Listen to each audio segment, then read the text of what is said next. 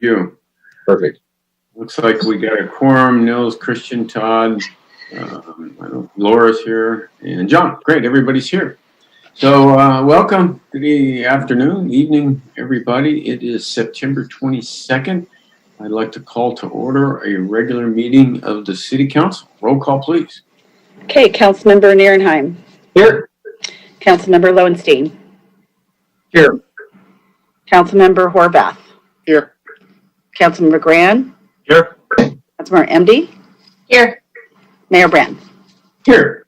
Do we have a flag, Eleanor? Or Let's see if the flag up. can't do the Pledge of Allegiance, otherwise we'll move on. I don't want to do it without a flag. So yeah, usually it's in the council chambers. I don't see them pin it up, so. That's okay. We'll go ahead and move on. Okay. Maybe we'll do it later. Probably should okay, well, let's go right into now there's a flag. Councilmember Nierenheim has a flag. No, it's there. Yeah, I got a flag. It's up. It's up. Let's all rise and salute the flag. There it is. Perfect. And a moment of silence too. And a moment of silence afterwards. Absolutely. Okay. Ready? Begin. I pledge allegiance to the flag of the United States of America and to the republic for which it stands, one nation, under God, indivisible, with liberty and justice for all.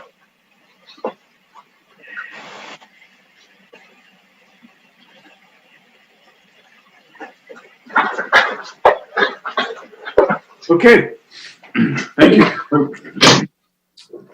So I guess let's just go right into announcements. Councilmember Nierenheim, do you have any announcements?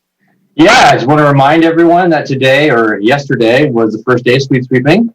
That enforcement, I should say. So today, a lot of areas in District 1 are getting swept, as well as tomorrow. I got a couple of phone calls already.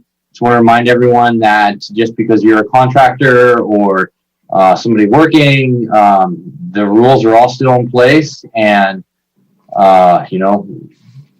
it's got to stay on it. So just one friendly reminder for everyone to remember that. I myself almost got caught this morning, so yeah. Okay, Councilmember Lowenstein. Yeah, thank you, Mayor. The next District 2 community meeting is tomorrow evening, the 23rd, 6:30 to 8 p.m. on Zoom. We'll be discussing skate parks, potentially the homeless, and any other topic that people want to bring up. Also, my wife and I had our anniversary on Sunday, and we went to International Boardwalk and had dinner above a lot of the restaurants, and it was great. So I highly recommend anybody that has a chance to go down there around sunset. It's really a hopping place. It's great. So that's it. Thank you. Great. Yeah, it's a nice time of year. Councilmember Horvath. Yeah, thank you. My community meeting is going to be this Saturday morning, 9:30 to 11. We will be discussing all our homeless strategies, including the pilot program and the possibility of the temporary shelters. And I just want to make a recommendation. There's a movie on Netflix right now called The Social Dilemma, and I think everybody should watch it. That's it. Second time today I've heard about that movie. Great movie. Okay. Councilmember Grant. Hi there, thank you. I just want to say thank you very much to the Public Works Department. They are doing a fantastic job. There's a lot of the slurry seal program going on in District 4. So watch for your street coming soon, slurry seal. They're closing off streets, but it takes about a half a day to accomplish. So it's a very good program, and just lots of activity going on. So watch out. Thanks. Thank you. Councilmember MD. My week has been dominated by the whole homeless conversation that we had last couple weeks ago. And my meeting will be on Thursday, but right now it's full. I have 150 registered for 100 spots.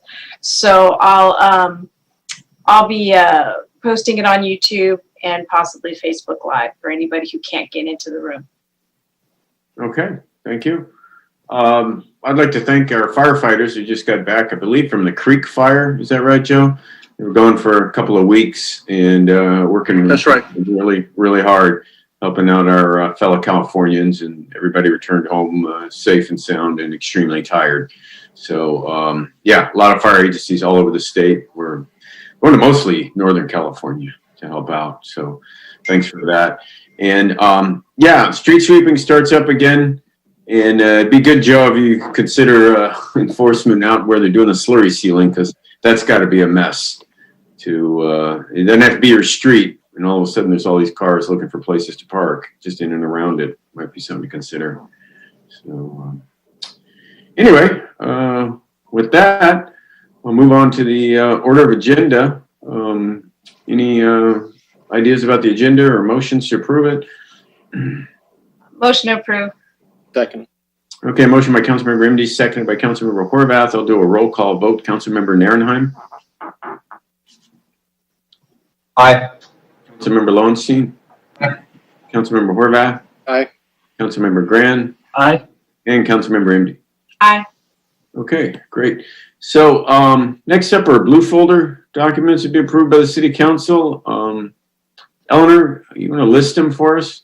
Mayor, there are no blue folder items today. None. Wow, that's None. rare. Okay, well, we don't have anything to approve, so we'll go right on to the consent calendar. You know, we have a whopping 4 items on the consent calendar tonight. It's very light. Anybody can pull any item. Anybody from the public can speak on any item. Are there any public comments on the consent calendar?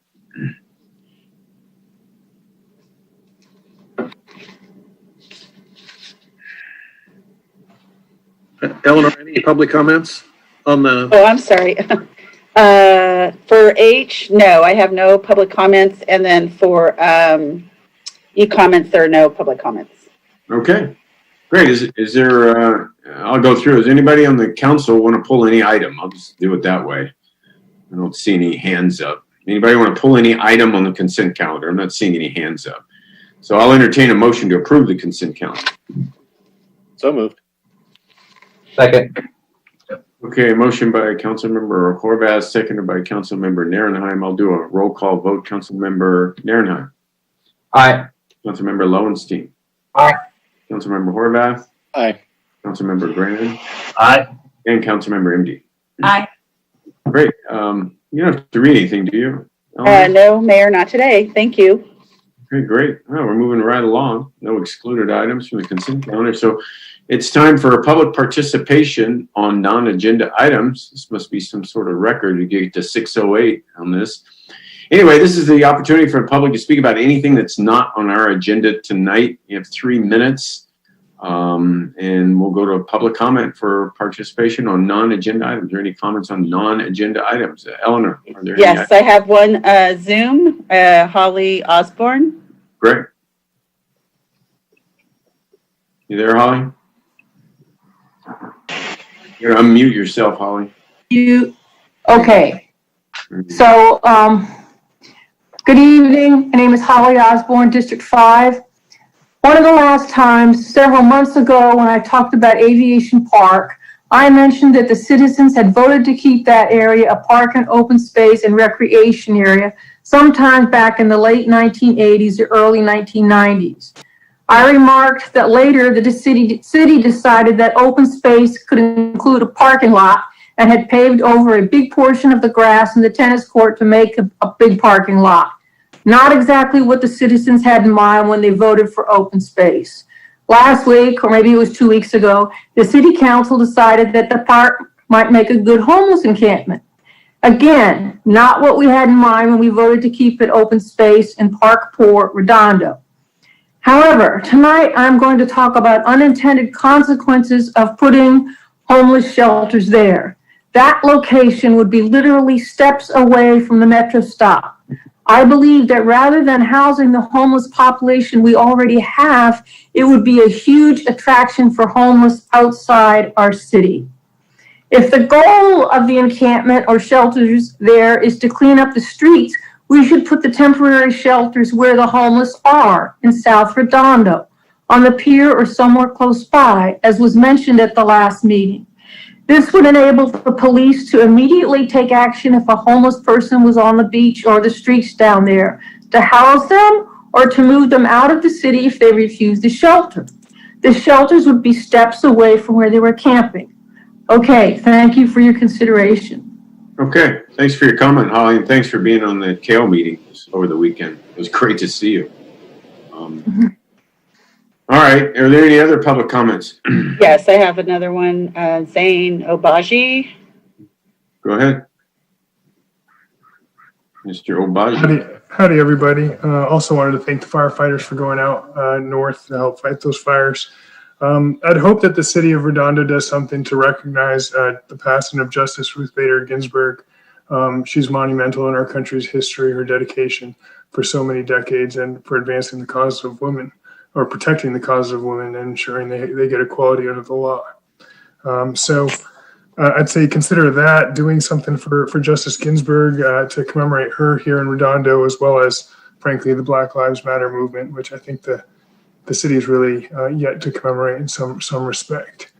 I'm a new father myself, so I just wanted to bring attention to folks who don't know that new fathers in Redondo, I see tons walking with strollers, are eligible for bonding leave pay from the state of California, from the EDD. And even if you go part-time back to work, unless you're back to work full-time and you had a kid within the last year, you can take bonding leave. So I just want to put that out there. I discovered it fairly recently for all the fellow fathers out there.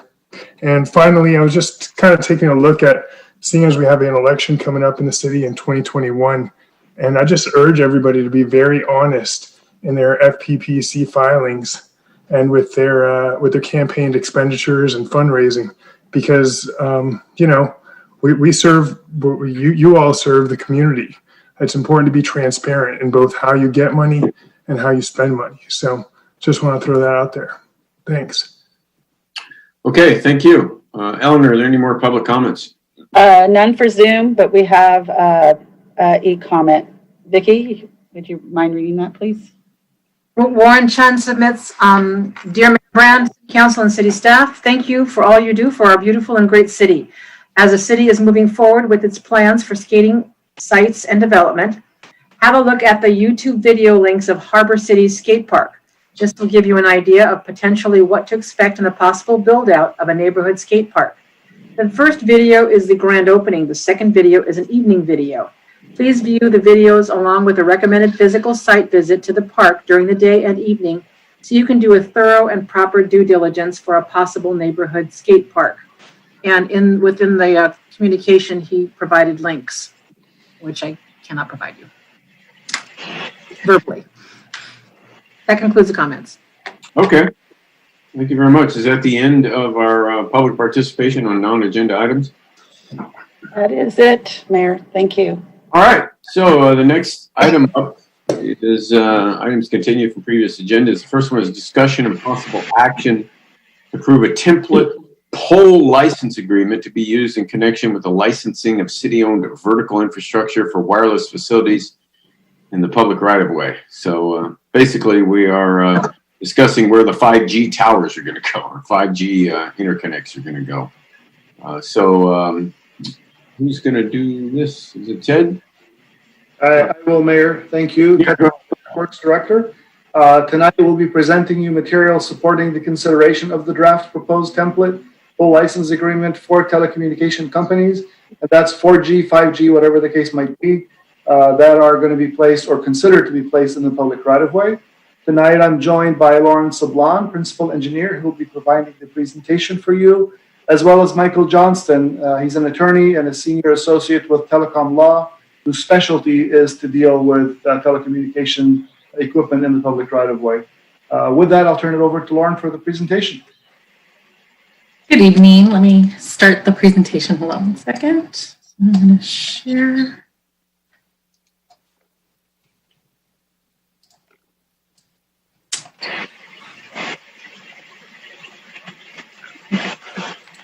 Is that up now for you guys? There you go.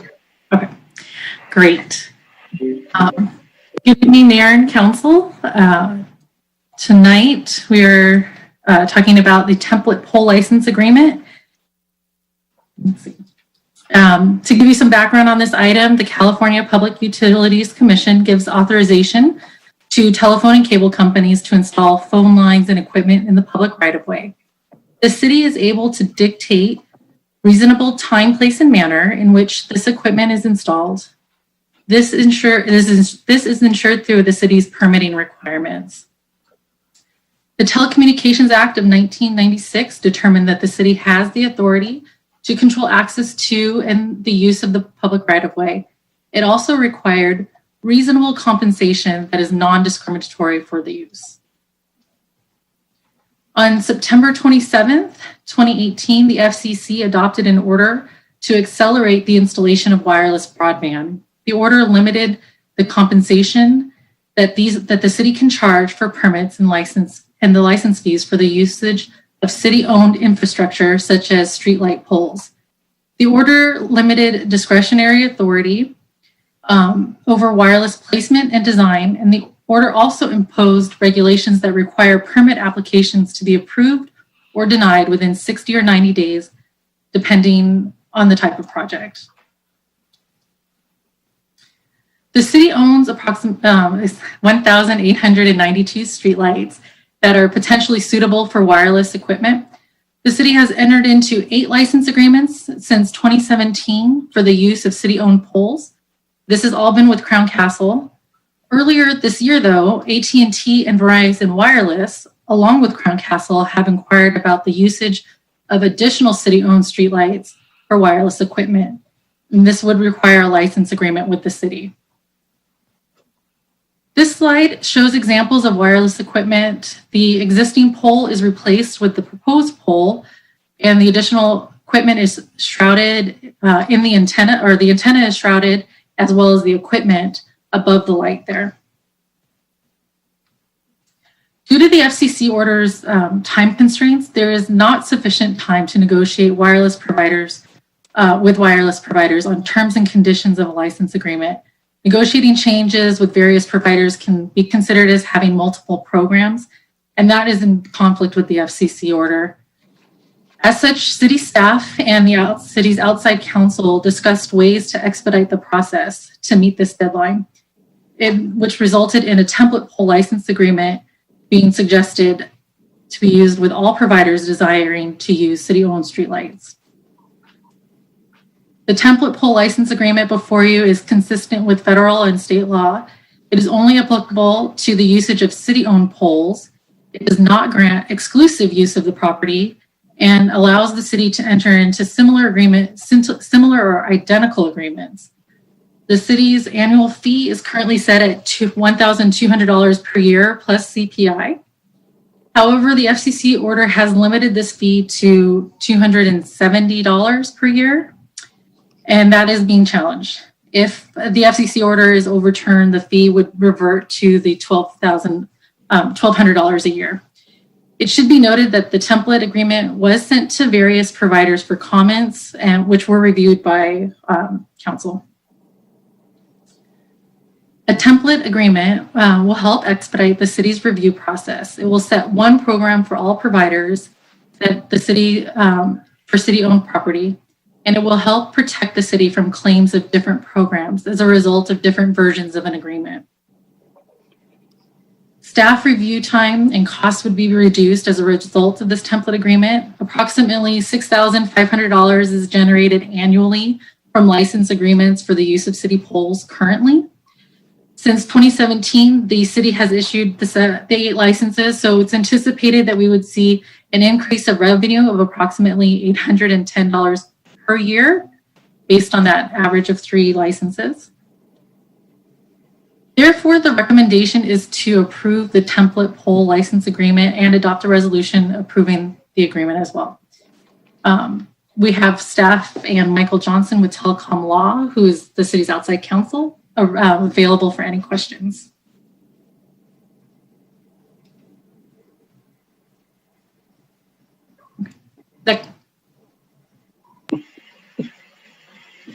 Yes, so this is Joe Hefkin. It may be helpful to hear from our outside counsel to talk about what we're recommending. How does that compare with what other cities are doing? How much variation is there from one city to the next? And so that might be some good additional information to share with the council. Great. Michael, how do we fit into this whole picture and what we're doing and what your experience has been? And thank you, by the way, for joining us. Of course. Good evening, Council, Mayor Brand. Really, the agreement before you tonight is similar to, a ton of different cities across the state of California that have adopted a similar type of program.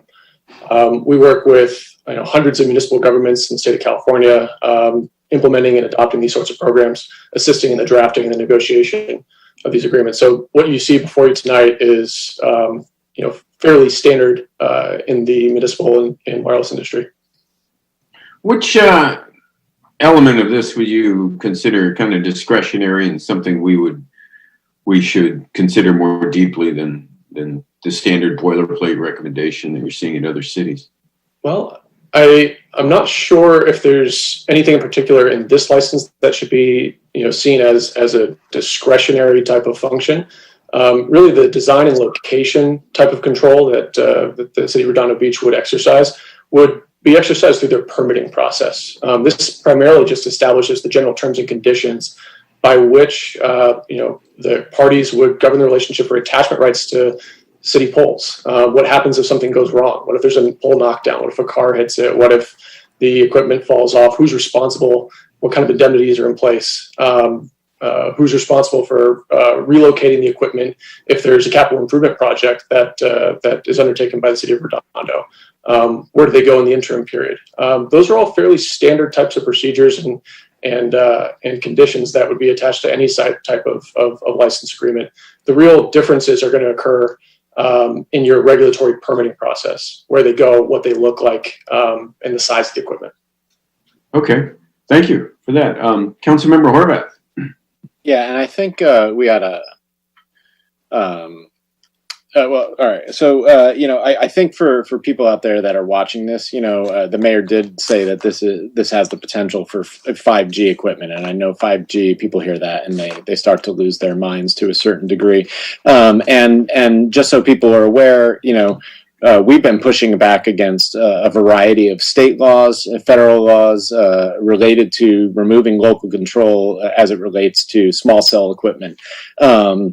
SB 649 was the most recent one a few years ago here in California. This FEC ruling kind of handicaps us a little bit. They're clearly limiting what we can charge and where we can push back. So my question, Michael, related to the FEC ruling right now, in an assumption where it doesn't get overturned, going to the permitting process, because that's really where we have an ability to effectuate more input. Where are we kind of kneecapped right now in terms of that ruling as it relates to small cells on city poles? Sure. The FCC adopted, I'd say, a 4-part test to establish whether local aesthetic regulations would be deemed permissible under the Telecom Act. And the first prong is that they have to be reasonable, which means that the local regulations have to be technically feasible. The second is that they had to be no more burdensome than regulations applied to other types of infrastructure deployments in the rights-of-way. The third standard was that they had to be published in advance, and the fourth is that they had to be objective.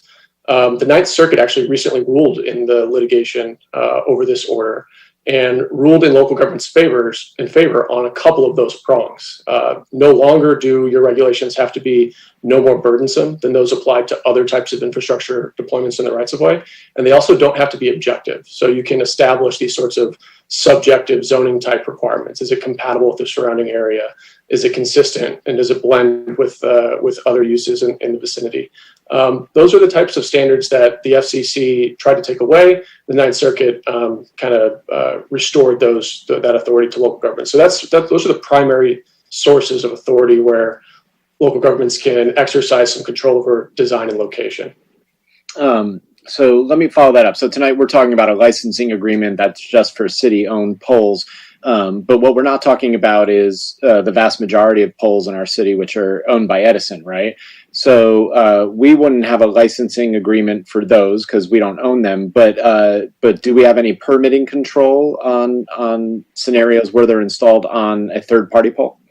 Yes, under both scenarios, you still have your regulatory permitting authority. So each facility or each applicant that would come in with application for a third-party pole or a city-owned pole would still have to comply with all of your regulatory permitting requirements, whether it's on a third-party pole or city pole. Okay. And clearly, you know, one of the things that we've been concerned about is that the small cell technology requires sometimes ginormous refrigerator-sized boxes at the street level, and that would clearly not work, especially in a lot of our dense neighborhoods where we barely have any sidewalk room to get around on as pedestrians. So, but Ted and Lauren, question for you. So, you know, based on the report, you said, you know, on average, we're getting requests for, you know, and you're kind of anticipating maybe 3 requests over the next year, possibly. But have we been contacted, when you say we've been contacted by Verizon, AT&T, et cetera, are they discussing rollout of 5G technology here locally, or are they, do you have any input on that right now? Lauren, go ahead. This is primarily 4G. It's not the 5G equipment that we haven't seen yet. Okay. Yeah, So, and council member, I have contact with someone in Verizon in which I asked about that deployment, and they said we're not on their radar screen at this particular time either. great. So the examples that you're showing are primarily 4G technology that are mounted at the top of the pole. Yes. Okay, great. I just wanted to kind of clarify all that because I didn't think we were there yet, but you know, people get nervous. So thank you. Is it fair to say, Michael, buying a 5G phone is going to be pretty over qualified? What am I trying to say? Because you're not going to have 5G poles in Redondo Beach. Yeah, at the moment, if you bought a 5G phone, you'd be at the very early stages of what would be, you know, an expected 5 to 10 year nationwide deployment of 5G infrastructure. So upgrading antennas, upgrading radios. That's going to occur over a long period of time. There's certainly early 5G deployments in the city of Los Angeles. There are a ton in San Diego where I live. And so there's certainly some early adopters, but probably a safe bet that you're not going to get nationwide 5G coverage from a lot of the carriers right now. Right. Because I know the phones are coming out 5G. So. Anyway, Councilmember Lowenstein. Yeah, this is a 5G phone. So it's here already. I got 100 megabits a second the other day in Hermosa. It's here. I've been getting 5G signals in different parts of the South Bay, including South Redondo Beach. So I'm not sure where the disconnect is. I think Michael's right about nationwide, but Los Angeles, you can go on the T-Mobile site and see where the coverage is. I think you're right about Verizon. Verizon has a different millimeter bandwidth that is more difficult to deploy. It's faster, but it's more difficult to deploy. Are you sure that they're not 5G, Lauren? Because 4G is generally on large towers, and so is 3G. Are you sure that these aren't 5G? Because I think they may be. I could be wrong. My understanding is that it would be a second antenna, but maybe Michael has, since San Diego has more, has a history of that. Can you tell us? Yeah. So it really does depend on the individual carrier. So currently Verizon is taking use of what you referred to as millimeter wave frequency. So those are certainly going to require additional antennas, usually about 3 of them in a sector array. Right. The T-Mobile is actually using its low band frequency to deliver 5G nationwide. So it's not as fast as the millimeter wave because it doesn't have as much, say lanes on the highway of that frequency since it's a lower bandwidth. But they can certainly deploy it on macro towers. They don't need small cells to deploy 5G. 5G is not really a frequency, it's just a technical standard. So all these different frequencies are going to interact with one another, delivering 5G services over different bandwidths. So that's each carrier has a different strategy. T-Mobile's, if you have T-Mobile, likely has some 5G deployments just through a software upgrade to their nearest 4G towers. Yeah, I also believe with the Sprint acquisition that they purchased a lot more spectrum. And I believe they're going to be using both spectrum, if I'm not mistaken. I could be wrong. So let me understand this from a economic perspective. Are we looking at between $800 and $1,200 per year for the entire city or per pole? I assume we're talking the city. Yeah, just to be clear, the FCC's regulations require the city to assess cost-based fees. So it's no longer a rent or a license fee really to generate revenue. It's to cover your costs to process applications, to anything related to the deployment, inspections, potentially the incremental loss in life of the streets from repeated road cuts. But those are hard things to calculate. So the license, that's the fee at the presumptively reasonable amount that the FCC established, which is $270 per pole per year. Per pole. Okay. Per pole per year, $270. Okay, I was under because it looks like based on the total annual revenue, $6,500. Where is that coming from? That's per pole. I guess we haven't done this, so maybe we're getting it from the 4G and the 3G towers. Are we saying that we're going to get $270 per year per pole? Yes. Okay. Yes. That's more likely. How many poles are we talking? Because how is this being powered? It's being powered by the electricity on the pole, right? Through electrical circuits that are typically already in the ground. So you can draw from the existing street light, but they can also draw a new power run, or you can power it through like a battery cabinet that they place in the right of way and independently power some small cells that way. So are the small cells, is it line of sight? Is that how they're doing it, almost like point to point in terms of relaying the signal? Line of sight is very important. Yes, especially for the higher bandwidth, higher frequency radio waves. They only travel, hundreds of feet rather than thousands. And then it's relayed to some place where eventually there's some fiber optic that's carrying it into the network is all I can think of.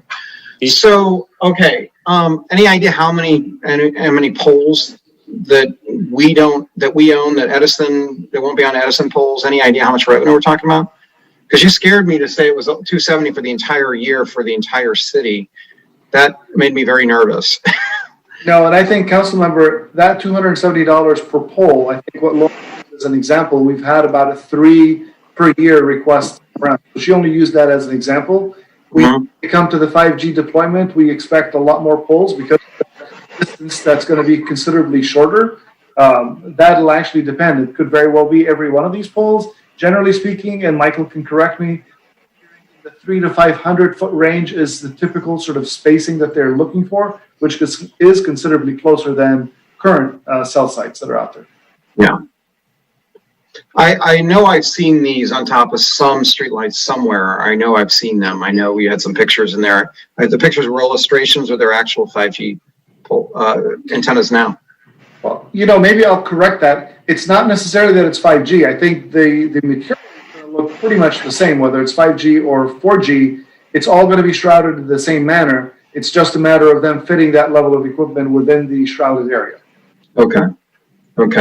Well, if we're talking about a rental per pole, then that makes me feel a little bit better because I was considering it being for the entire city, and I'm thinking, oh my gosh, you know how much the cell phone providers are making in data in terms of cost. We should be participating in that somehow. But I just want to make sure we're not talking about the entire city. We're talking about per pole, right? 270 is per pole. Okay, until we can get unless the 1200 gets somehow through. I guess it's in a case, right? Some kind of. Yeah, I mean, all we know is that the FCC ruling is being challenged, and until we get determination one way or the other, that's the number that we have to work with. There's no way we can negotiate this because it says there's not enough time to negotiate it. But time is one thing. Is there any way we can negotiate it? Because this is a very good revenue opportunity for us. The reference to the negotiations is really on the terms of the license agreement, not really on the value of it. The value, we're pretty much stuck with the FCC ruling for the time being. And, because of that shot clock that Lauren was referring to, if we start getting inundated with requests, we won't have time to go through the full analysis and full negotiations on these license agreements. So really this template agreement says, here's the basis for the license agreement. Now we talk about time, place, and manner on the equipment, the size, the appearance, and so on and so forth. Because there, in the administrative report, it says, due to the order's time constraints, the city does not have sufficient time to conduct negotiations for each license with a wireless communications provider. Well, there's 3 providers. I don't want to be stuck with a license that is way undercharging what we could be charging for this. These are enormously valuable services that is going to be for everything from Internet of Things to home internet access to everything. I don't want us to be stuck with something that, we look back and go, oh my gosh, we should have charged more for this. And I realize there's an FCC order here, but is it really because of that, the order, or is it because of the time constraints?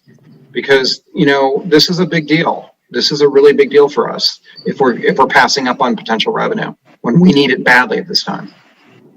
So Michael can step in. I think the value-wise, that's FCC ruling. We have no discussions, no negotiations to go with that.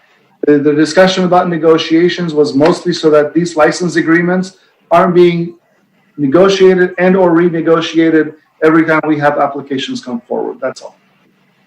So a couple points. It's yes, the FCC order is what limits your ability to charge a market rent for access to your infrastructure. We are prohibited essentially by federal regulations to charge more than $270 per pole per year, or whatever our costs are, if we can show that they're above $270 per pole per year. That cost evaluation is incredibly difficult to perform without much history as to what those costs might be. These are just simply not calculations that many cities have ever performed in the past. The second point about negotiations is exactly right. Those 60 and 90-day shot clocks apply to the entire process, from license negotiations all the way to shovel-ready permits. And to do that whole thing within 60 or 90 days is administratively impossible, right? You need to have a license, a template license in place that's off the shelf that can just be submitted with the permit application itself, and then approved through the general regulatory process, and you're ready to go. Okay, thank you, Michael. The only question I would have is if these are, and I know that we're talking about licensing, but in terms of cost, electricity, we should know what the electricity costs are for the poles, right? Do we not have an idea of that? The license makes each carrier responsible for their own utilities. So how do they measure that? Is there a meter on it? There will likely be a meter or a flat rate tariff if it's through SoCal Edison. And they're going to pay SoCal Edison directly, not through us. But if it's our pole, for example? If it is your pole, there are still, you can use the flat rate tariff, or it could be separately metered, yes. So some of these poles will have a separate electric meter on them.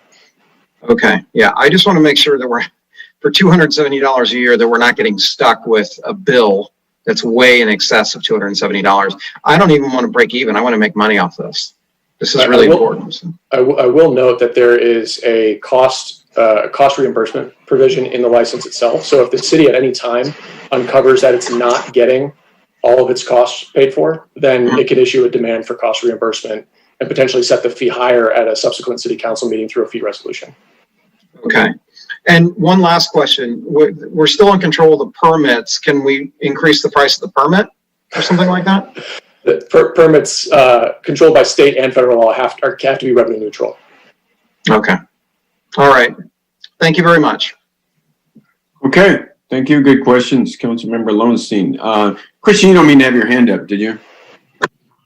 No, sorry. Councilmember Narenhut. Thank you. Yeah, going to directly before I forget the revenue question on the permits. Can we charge them a fire department fee for an inspection? We do that to our small businesses. We charge them $115 and change, and we charge for this, we charge for that. When you say it has to be revenue neutral, I mean, that's for us to determine what our cost is. We charge our developers and permit people get grab construction permits a ton of money. So what are we doing on the permit fee? Ted? Well, the permit fee structure is set by the city council. So for the public right of way, The fire department does not do inspections on these poles. That's not something that they've been getting into. Neither does the building department. These are only inspected by the public inspector, and therefore our permit fees are based on the staff time that it takes to go through the review, analysis, inspection. In the case of Michael and his team's help, the attorneys that had to review the documentation and materials, that's the basis. If there's another entity within the city that is not involved, then we can't charge for any of their services. Okay. And is there a way to change or change the fee at a later time, like a year from now, or are we how long are we locked in for this particular contract? We're locked into the fees if the FCC order remains effective. If it's overturned or vacated by a higher authority, the rate would return to the $1,200 per pole per year that the city has been charging, and that it had adopted prior to the FCC small cell order. So it's in perpetuity right now? It'll be for a period of 10 years. Okay. The term on the license is 10 years. If within those 10 years, the Ninth Circuit or the Supreme Court, if it gets that far, overturns the FCC's order, then you can revert back to your market rate fee. Okay. And how much time do we have left to modify and ask questions? We talked about it as at the exact date and time. I'm sorry, on which part, the FCC ruling or? So it says here in the report, we talked about it now, we only have so much time left to implement this. There's no time left. What is the time that we have left? So the time that would be at issue is if a carrier submitted an application to your staff, you would have to process that application within 60 or 90 days for soup to nuts. And this license would be one part of that application if it were for a city-owned pole. So the idea is that if this form agreement is in place, then you would not have to undergo any individual negotiations in addition to processing a permit application all within those really, really short timeframes. Okay, so that's the time pressure. That's the time pressure. Okay, Yes. so it's not like if we come up with a new fee that we found that to recover cost recovery in say 6 months from now, a year from now, we can change this contract to cost recovery that new fee. That's right. Yes, you could adopt a new fee by city council resolution if you found that your cost did in fact exceed $270 per pole per year. Okay, or inspection fees or whatever it might be. Okay, I mean, could we charge an inspection fee, a yearly inspection fee, just a public safety inspection fee to make sure that everything is, if it's on a city pole, that we inspect it once a year to make sure that there's nothing loose and falling off and everything is working okay? And charge a fee for that? To the extent that that would be a reasonable exercise of the city's regulatory authority, then yes. If that is something that the city does with respect to other things in the rights of way, other attachments to, private property or other like traffic cameras in the rights of way, then yeah, I think that would be consistent with city policy. But if you don't, you'd have a tougher time to enforce that regulation. Right. I mean, we wouldn't want things that are more than 15, 20 feet above the head that are in the public right of way to fall down on cars or pedestrians. We would want maybe to look at having an inspection program set up for that at $50 a unit or whatever it may be per year. So that would be legal then. I think so. Yes. Okay. It's yes. Like routine inspections from the city, to the extent that they're related to public health and safety, are permissible. Yes. Okay. Thank you. That's all the questions I have. Okay. Thank you, Councilmember Lowenstein. I think 99.99% of the public that are listening right now just want to know which service provider and which phone to be buying for the next 3 years. So maybe you want to chime in on that, Michael, in terms of practicality for the residents. Go buy a 5G phone and you're not going to have 5G. Do you get Verizon or do you get, it's got a mind block. What's the other one that had? T-Mobile. T-Mobile. Yeah, T-Mobile. I got T-Mobile, I got 5G, and I got AT&T 5G as well, but T-Mobile is way more reliant and pervasive throughout where I'm at. Yeah, and what kind of phone, Michael? I mean, everybody's seeing, if you're going out to buy a phone now, I mean, it's crazy. People don't, 4G, 5G, bandwidth, carriers, phones types. I mean, Well, Yeah. me personally, I still have a 4G iPhone, and I would probably wait for a few more cycles before I'd buy a 5G phone. But that's a personal choice. Yeah, no, I understand. And people are more interested in what they're going to do with their personal money out of their wallet. They go to the phone store and what type of phone, and then when they go to choose a carrier, you know, what are the pluses and minuses, and what do they not want to pay for that they won't even have? Well, you used to have 4 options, and now you have 3 because of the merger between Sprint and T-Mobile. So they're kind of limited, but there are other players that are getting involved. Some of the cable companies are starting to provide mobile offerings. So if you're on a budget, there's certainly options out there, but the big 3 are still the big 3. Right. I will say that Apple does not have a 5G phone yet. The next phone will be a 5G phone. So if you want to buy a 5G phone, there are some that are $400 to $500. Most of them are more expensive. And there's also SpaceX or SpaceLink is coming for internet access as well too. So that's going to be an entirely different ballgame. It's using satellite, and it's going to be very inexpensive. So hang tight. I would agree with Michael. Wait unless you see a great deal on a phone, then grab a phone. So it's not going to get less complicated. Okay, never mind. No, it's not. It's always technology is always. I want to say get cheaper and less complicated. That's what they promised us. Ever since I was in high school, we're gonna have all this free time. It's gonna get simpler and anyway. The carriers will tell you that the price per gigabit has gone down, but it's hard to see it in your phone plan. Well, and what you use is going up tremendously too, because we're all on YouTube now and everything else. Yeah. Okay.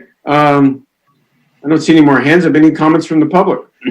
Yes, I have, let's see, Diana Rojas. Great. Go ahead, Diana. You're muted right now, but go ahead. Can you hear me? Yes, hear you fine.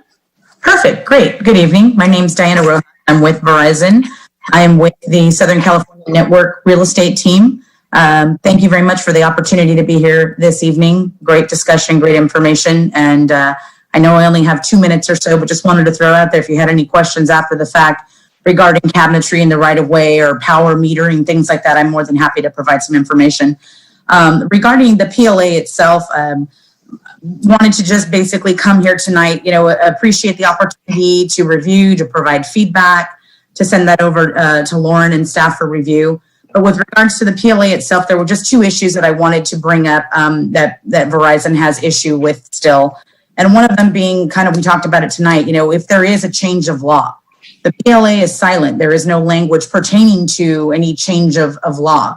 And the reason that's important really for both parties is that if there is a change of law, whether it's the actual FCC wireless order itself or different federal legislation or even something at a state level, whatever the change of the law is, we would like to see language added to the PLA template, if you will, that this is what's going to happen if there is a change of law provision, that the attachment rate and everything in that whole license agreement complies and is consistent with the then enacted federal and state law. The PLA that we're presented with tonight, as is right now, is silent. There is no change of law language.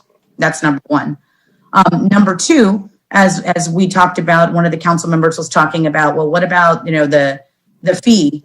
What if the fee changes? And yes, if the city says, hey, you know what, these are our costs and we want to adjust the fee, the PLA, the language right now says that can be done, as we talked about, by the council with a fee resolution when it becomes effective. But the other alternative, the second option is just basically by notice effective immediately.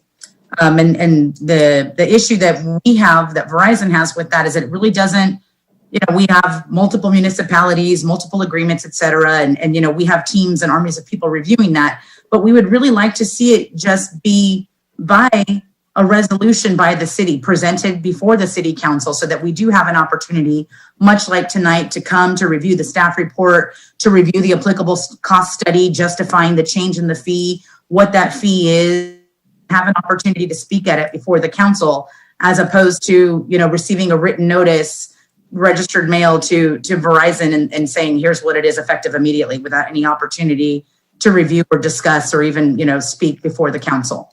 Those are the 2 issues that Verizon really has with the PLA template as presented tonight. Okay. Thank you, Diana. Anyone else? Thank you. You got a question? Someone might have a question here. Councilman Malone, seeing you have a question? Yeah, I have a question for Ms. Rojas. Hi, Ms. Rojas. Thanks for coming. How soon do you anticipate 5G at home being available from Verizon for our residents? Because it's a great option for as an alternative to, say, Spectrum or Fios. I don't have an exact timeline, honestly, Councilman, that I can provide you. What I can let you know is, right now, I can only speak for Verizon, but our network, even in the wake of the pandemic, is doing its job in Oxnard. We're not failing. We don't have problem areas. We are meeting what we need to. But part of the reason that we're here is we just don't want to meet the need. We're trying to project what it's going to be like to whichever council member said, well, yeah, everyone's using their devices. We've got remote learning. We are having council meetings tonight on Zoom. People have Fitbits, smartwatches, PlayStations, et cetera, that are all drawing demand on the network year over year. So part of the importance of this tonight, this pole license agreement, is so that we can stay ahead of the demand. And as the other council member mentioned, eventually, yes, I'm more than happy to meet with whoever and show photos of the 5G antenna alone on a pole versus 5G and 4G, so that you can see that there are differences in what they look like, and have a real conversation about how soon we can get Oxnard on the map to deploy 5G within the city. Okay, so you don't have a firm or even a rough estimate in terms of when that will be available for a resident? I couldn't even tell you, because like I said, the 4G is doing its job right now. And, I think Michael mentioned it earlier, we're basically deploying 5G. It's a strategic, basically, and it's above my pay grade, but strategically planned out where we're going. And as Michael mentioned earlier, you can use your mid-band, but, Verizon is not opting to do that. We are using the millimeter wave spectrum. There's a lot more to it behind that. And so I would really be guesstimating at this point, if I were to say, mid 2021, we should probably be there.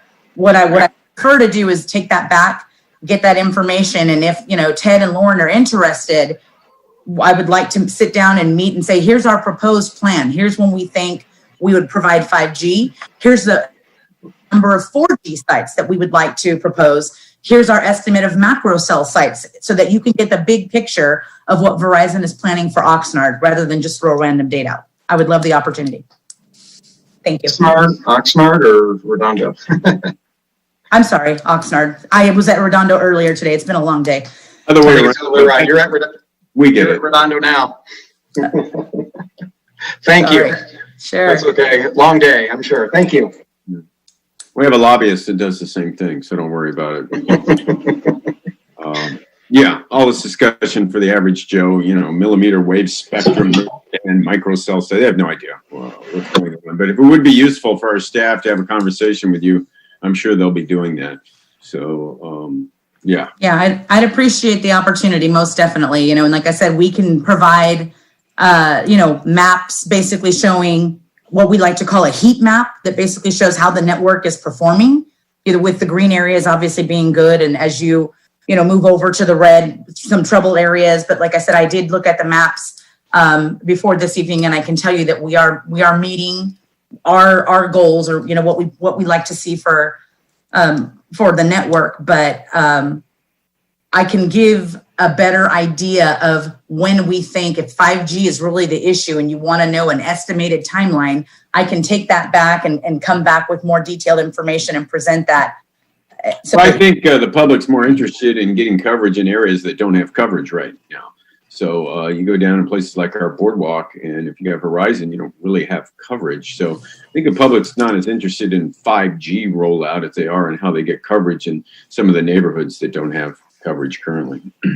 Well, Mayor, I would like to take that back as an opportunity if I can get a list, because like I said, with COVID, things are different, and depending on times of day and everyone using everything and the devices. Before, it used to be, if you live near the high school, maybe your service wouldn't work as well. But once high school started about 8:30, what are off their devices, in-class learning. But as soon as lunchtime rolled around or after school, it all depends on the time of day and who's using what technologies. But right now with the pandemic, that's kind of out the window because everyone is using everything all of the time. But if we're just talking about people in certain areas that really don't get coverage. Down at the Esplanade, they're sure. And if Lauren, do your coverage. If it's possible, Lauren, if I could get a list of those, I'd be more than happy to take those back so that I can take those back to our RF team and say, look, these are target areas, troubled areas right now that are not receiving coverage. Yeah, Mr. Rojas, this is Ted, and yeah, we will reach out to you, and we'd love to see your roadmap for the 5G deployment eventually and get a better understanding. So I believe we have your email contact, and we'll go ahead and reach out to you. We do. Well, I would encourage every member of the council who knows where I call them cell holes are, to go ahead and forward them to maybe Ted or someone and say, these are the areas where there's a lack of coverage with Verizon. But thank you anyway, Diana, for throwing that out there, because I'm just trying to think of what the public's interested in here. Absolutely. Thank you. Thank you. So I don't see any more hands up. Are there any more public comments? No more Zoom public comments, and then no e-comments for this item. I guess with that, I'd entertain a motion to adopt the resolution and approve the template for the poll license agreement. Basically, recommendation. Make a motion to adopt the staff recommendations and the template resolution. Second. Okay, there's a motion by Councilmember Nierenheim and a second by Councilmember MD. I'll do a roll call vote. Councilmember Nierenheim. Aye. Councilmember Lowenstein. Aye. Councilmember Horvath. Aye. Councilmember Gran. Aye. And Councilmember MD. Aye. Okay, Ellen, can you read anything? Yes, this one I have to read. So adopt by title only resolution number CC-2009-067, a resolution City Council of Redondo Beach, California, approving the full material terms of the template poll license agreement to be used in connection with the licensing of vertical infrastructure for wireless facilities. Thank you, Mayor. Okay, thank you, Eleanor, and thank you, Michael and Diana and everybody who participated, and Lauren. I really appreciate the presentation. So thank you, you guys. Next up is discussion possible action regarding CARES Act business assistance grants. So Marnie, you going to give this presentation? Well, good evening, Mayor and Council. We were requested to come back to you tonight with the current guidelines for the CARES Act business assistance grants that the city is providing to the Riviera Village bid and small businesses along the Artesia Aviation Corridor. Before we get into the details of the grants, I'd like to give you a brief update on the city's CARES Act funding. As you recall, the state is allocating to the cities a portion of its CARES Act funding, and Redondo Beach will be receiving about $827,000 for our COVID-related expenditures that occurred during the period of March 1st, 2020 through December 30, 2020. A couple of weeks ago, we submitted our first report to the state of our expenditures through June 30. The expenditures for that time period were $527,000. Of that $527,000, $200,000 was spent on unemployment benefits, and another $180,000 was spent on public health expenses. Public health expenses is the CARES Act really broad category. It includes items such as public health order communications, sanitizing products, medical and protective supplies, things like that. Based on our current trend, especially with the cost of unemployment benefits, and then adding in the business assistance grants, we're projecting that our COVID-related expenditures through December 30 will exceed the CARES Act funding. In your packet, you have the guidelines for the reimbursement grants. They differ somewhat for the Riviera Village Association and for the businesses in the Artesia Aviation Corridor. The grant to the RVA is for up to $50,000, and its expenditures are to be incurred between August 18th, 2020 and October 1st, 2020. And then there's a provision that if by October 2nd, 2020, their expenditures have not totaled $50,000, previous expenditures between March 1st and August 17th would be considered.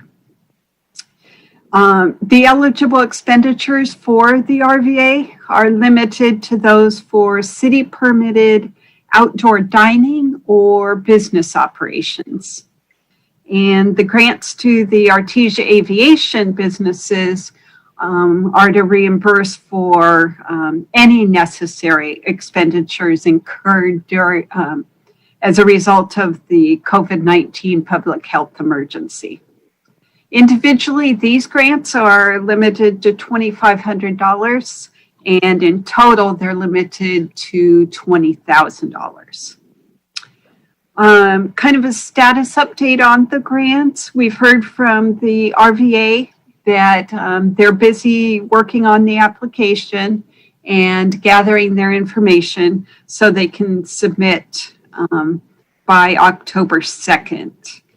And for the Artesia Aviation grants, we've received 11 applications, of which 9 are within the program area defined in the guidelines. The 9 requests total $17,000 and some change. And most of those applications, though, did not include all the required attachments. So we're currently following up with those applicants to get all of the information we need. And we'll be working with the city attorney office. In fact, they're currently working on it now to get reimbursement agreements for those applications we have that are complete so that we can get those agreements to you for your approval. And that concludes my update, but I'm available to answer any of your questions.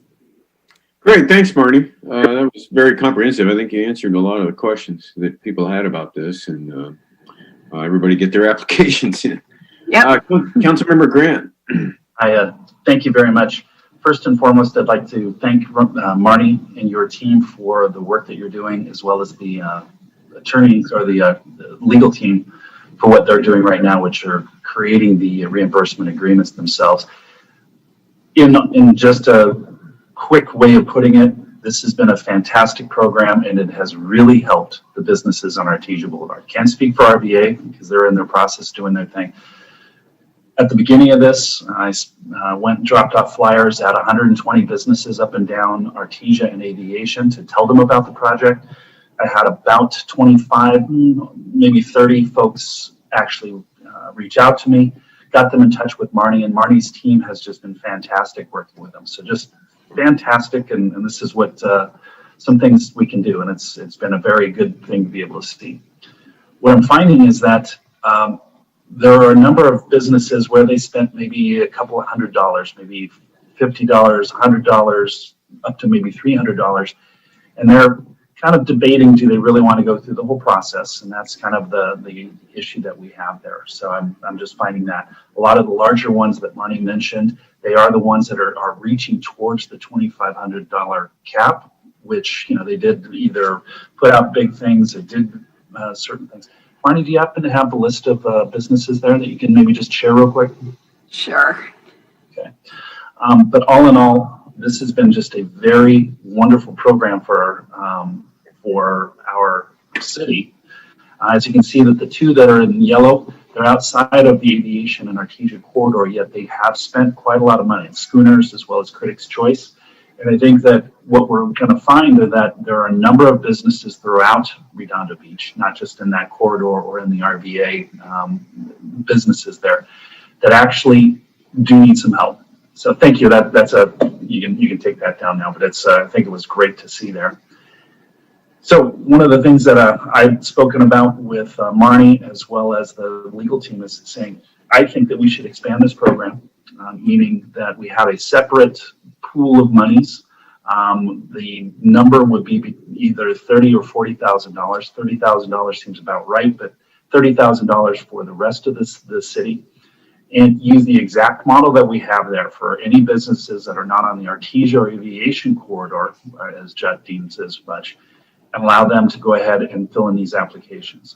I've spoken with a number of businesses, including both Schooners and Critics' Choice, as well as a couple of others that are either in District 5, kind of up in the north.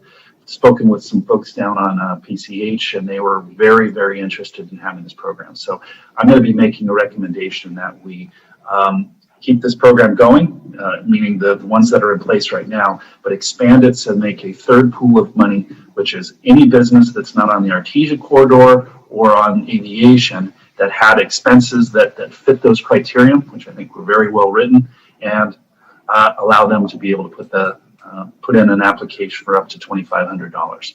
So that's going to be my recommendation. I'd like to hear what the other my colleagues actually have to say, but that'll be my recommendation as we go.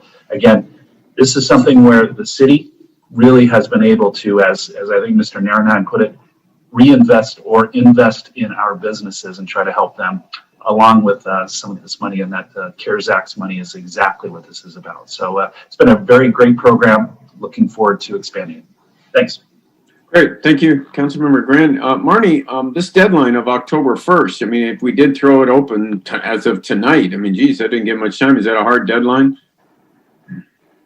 That deadline is for Riviera Village for the bid itself, and then it opens up other criteria if they don't meet the 50,000 by then. So where did this October 1st deadline come from? Did I miss that? That was discussed. I was the one that proposed that, so that if it was essentially because for the $50,000 for them to spend the money going forward on new expenses, and if they had the back expenses for the past before August 18th, they could apply if they have extra. If they needed money for that. I'll just put out that the Aviation Artesia version of this, their expenses through November 15th, 2020, so there's still plenty of time to actually kind of calculate what they've had to do. If they have some expenses that they're either going on right now that apply, things like that. So November 15th, plenty of time to make that happen. Okay. All right. Yeah, there's some dates and values flying around and areas. So hopefully we can zero in on what areas and what timelines and what amounts. Councilmember Lowenstein. Yeah, thanks, John. And thanks, Mayor Brand. To that end, actually, I was going to propose that we perhaps dedicate $10,000 to the International Boardwalk / Moldy area and another $10,000 for dining establishments on the pier. I mentioned at the beginning of the meeting that we did it. There's some dining that's going above the International Boardwalk. I know they've spent money on things like fences and corrals and tables. It looks like new tables. I think it would be good to give this to them when they apply, or have them at least apply for this. It's to recover money that they've spent. They've been really hard hit. And I think we can reach them pretty quickly through Stephen Proud and his team in order to make sure that they know that there's money available for them for the money they've outlaid. So, I would propose, and I'd be fine throwing another $10,000. You said $30,000 towards other, dining establishments around the city that you mentioned. But, the three main areas are Artesia Aviation Corridor, Riviera Village, and the pier area, the waterfront. So I think they need some love down there as well, too. If I may just point out, that these are businesses, they don't have to be dining establishments in the Artesia Aviation version of this. This is any business that has actually incurred costs due to the COVID-19 safety regulations and whatnot. So it is a little bit more broad than that. What I might suggest is if we have that, instead of designating significant dollars down in that, maybe we put an extra $10,000 in there and make this a $40,000 pool. Basically, any business within the city that's not on the aviation or Artesia corridor and is not subject to the RVA reimbursements would be able to participate in that. And again, it's a first come, first serve. What you find is that the businesses that have had to put in some significant dollars, they step up pretty quick. You do get a couple of the smaller ones that come on in, and it's that was the kind of the process here. They do need to figure out and find out about the project or the program. But what I would say is, if we really wanted to make sure, maybe we do that so that there's plenty of monies to go around. I do think that between 30 and 40,000 is going to be probably appropriate. We can always put more money in there as well. As Marty pointed out at the beginning of this, we are, as a city, going to go over our CARES Act monies that we have. I mean, or our anticipated expenditures. So what we're doing is we're saying, look, our priority are these businesses and being able to help and give money back to them. So I think I see it as a way where we are reinvesting in our businesses and saying, hey, we're going to share some of this CARES Act money with you. That might be a way to do that, is we move it from 30 to 40,000 just to make sure we have enough in this go around, and you open it up to the city. Well, my only concern with that, John, is that it's going to be watered down. There's a lot of businesses in the area. Bars and restaurants specifically have had to rearrange and build facilities outdoors in order to survive. Stores themselves, people have been able to still operate by going in with a mask. I'm worried if we don't get money to some of these folks that have put their facilities outdoors, that they're really, really going to be hurt. They've already, been hurt as it is. I'd be fine bringing it up to 40,000 if we can do that. But I do want to make sure that the folks down at the pier and the waterfront are taken care of. They've really been hit hard. Some of them can't make rent. So, as we know, yeah, I don't want them competing with everybody else is what I'm saying. They've really been hit hard. So, if we're going to give it to everybody, I think we need to be very careful if we give it to everybody, hey, I needed to buy, hand sanitizer. Okay, well, I get that and PPE, but, restaurants have really been hit hard.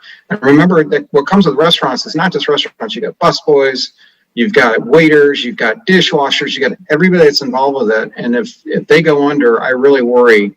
You have a lot of people that are depending on them. So, I'm willing to expand that. I think we just need to be careful. I don't want to give it to a tire repair shop. I just don't think that's the right use of it. So, anyway. Okay. Is that it? Yep. Okay. Thank you. Councilmember Narenheim. Well, thank you, Mayor Brand. I see what you're saying, Councilman Brand. But one of the things I'm concerned about is our return on investment, our ROI. We're trying to create a placemaking situation where we can drive more sales tax, where we can make sure that people come down and now start spending money elsewhere in other places. I definitely see what Councilman Lowenstein is saying down on the harbor, and I think we should carve out some of the money specifically for them. I think we could, I like your idea with the rest of the city. Of that 40, I think we should do half and half, 20 for the rest of the city, 20 for the harbor. Especially since we just had a business close down there because of COVID. But I want to focus our monies and energy on businesses that cannot be open right now, such as barbershops, such as restaurants, unless they do the business outside. And as we move forward towards the fall and looking at Europe with what they're dealing with the second wave, I want to make sure we take care of those businesses, because the businesses that are just getting, hand sanitizers, as Councilman Lowenstein said, or other minor things. Everyone's going through the same thing, but they can stay open. And that's my concern, and I'm really stoked and happy about the RVA. Just so you guys know, RVA has done phenomenal work down there. They have a whole committee set up for the parklets, and they're talking to all the businesses down there. It's taken a huge headache off of the staff to deal with those parklets. I mean, it's been a great work having them in charge, a whole subcommittee, like I said. So I'll make a motion to do $20,000 citywide for the businesses for outdoor related activities, and $20,000 for the harbor waterfront area, including the Basin 3 International Boardwalk and the pier area, Horseshoe Pier and Mondstadt Pier area for outdoor dining and outdoor activities. I'll second that. In addition to the current, $70,000 that we put aside. Okay, there's a motion and a second. Marnie, is that clear? Does there need to be more in a motion here? Probably. One thing I would want to clarify, I know the Artesia Aviation currently has a limit of 2,500 individually. Does that apply to these new areas as well? No, we're keeping those separate because we gave the village and Artesia a separate chunk. Actually, Well, I think the problem is somebody coming in and one business taking a huge chunk of it. I kind of like the idea. we limited it to $2,500, even though they've expended more than that, just to say, hey, we need the fund to be able to reach as many businesses in that area as possible. 2,500 is a pretty reasonable amount, and we have a number of businesses that. Otherwise, you put staff in the position of having to figure out who gets what and how much, and that's not really. Yeah, so you want to limit, John? You want to limit it to $2,500? Is that? My proposal that I was talking about was using the same structure that we had here, which is it's limited at $2,500. It is a first come, first serve. Yeah, that's fine. Kind of put those in, get their application done. They have to have a business license. They have to have all these different things going on, which they can do. It's not a big deal. But the idea is that it's making sure that we're getting monies done. I would agree with that. So yeah, Marty. So citywide 2,500 max capping, so we can first come, first serve. And John, do you want to put a date on there, November 15th or something? You said, or it's already in the regulations or in the guidelines. Okay. It's expenses that are done up to November 15th. So it's still appropriate if they're buying things right now or having to make adjustments now. Okay. Is that clear, Marnie, the motion? I mean, is there anything missing? I don't want to have a motion out there that's not complete. And then for the waterfront areas. 2,500 as well. Todd, Okay. That works for you? Yeah, I mean, I in some ways I want to say 2,000 because it would spread it out more, but I think 2,500 would be okay. I think, what John showed, not everybody was at the 2,500 limit, so we could probably spread it around, I would think. They have to have receipts, I assume, to show that they've expended money on, say, constructing, Yeah, that's only 9 businesses, you know that. So I would recommend 2,000, Todd. That's 10 businesses. That would be fine. I'm glad to modify my second to 2,000. Well, okay, so is that just for the harbor then, or? 2,000 for the harbor area, 2,500 citywide. Yeah, that's fine. Why do you say there's only 8 establishments? There's a lot more than that down there. Right, that's what I'm saying. Oh, okay. That if 8 do the max, you've used up your fund. Yeah. Okay. And then it's clear, Marty? So the waterfront is definitely doing business outdoors. Is that for the citywide as well? Yeah. So what we're trying to do is piece it off. So what I heard Mr. Narenheim and Lowenstein say is that the pier and the harbor area has its own fund of 20,000, and then any businesses that are outside of the 3 that have already been designated would be that's the third pool of months for the rest of the city. Okay. So 20. Mayor, could I ask a quick question and maybe offer a friendly amendment if the motioner's willing? we are aware of some specific business loan money through a separate CARES Act distribution that's coming our CDBG programs way. If these expenses are eligible under that line of funding, and we're not 100% certain yet, but if they are, we would prefer we spend from that pot of money rather than our general CARES Act money. Because remember, in each of these reports, we've indicated that we are on track to spend all of our $827,000 by the end of the calendar year. So effectively, any additional allocation you make to this program is coming out of the general fund's ultimate pocket. So it's fine. You can certainly choose to do that as a policy, and it might be a priority of this council to spend the money that way. But if we can push this into a more restricted source, we would rather do that and maintain flexibility with the general fund's ultimate reimbursement. So I can't promise you right now that this new pot of funds will be eligible specifically for a grant.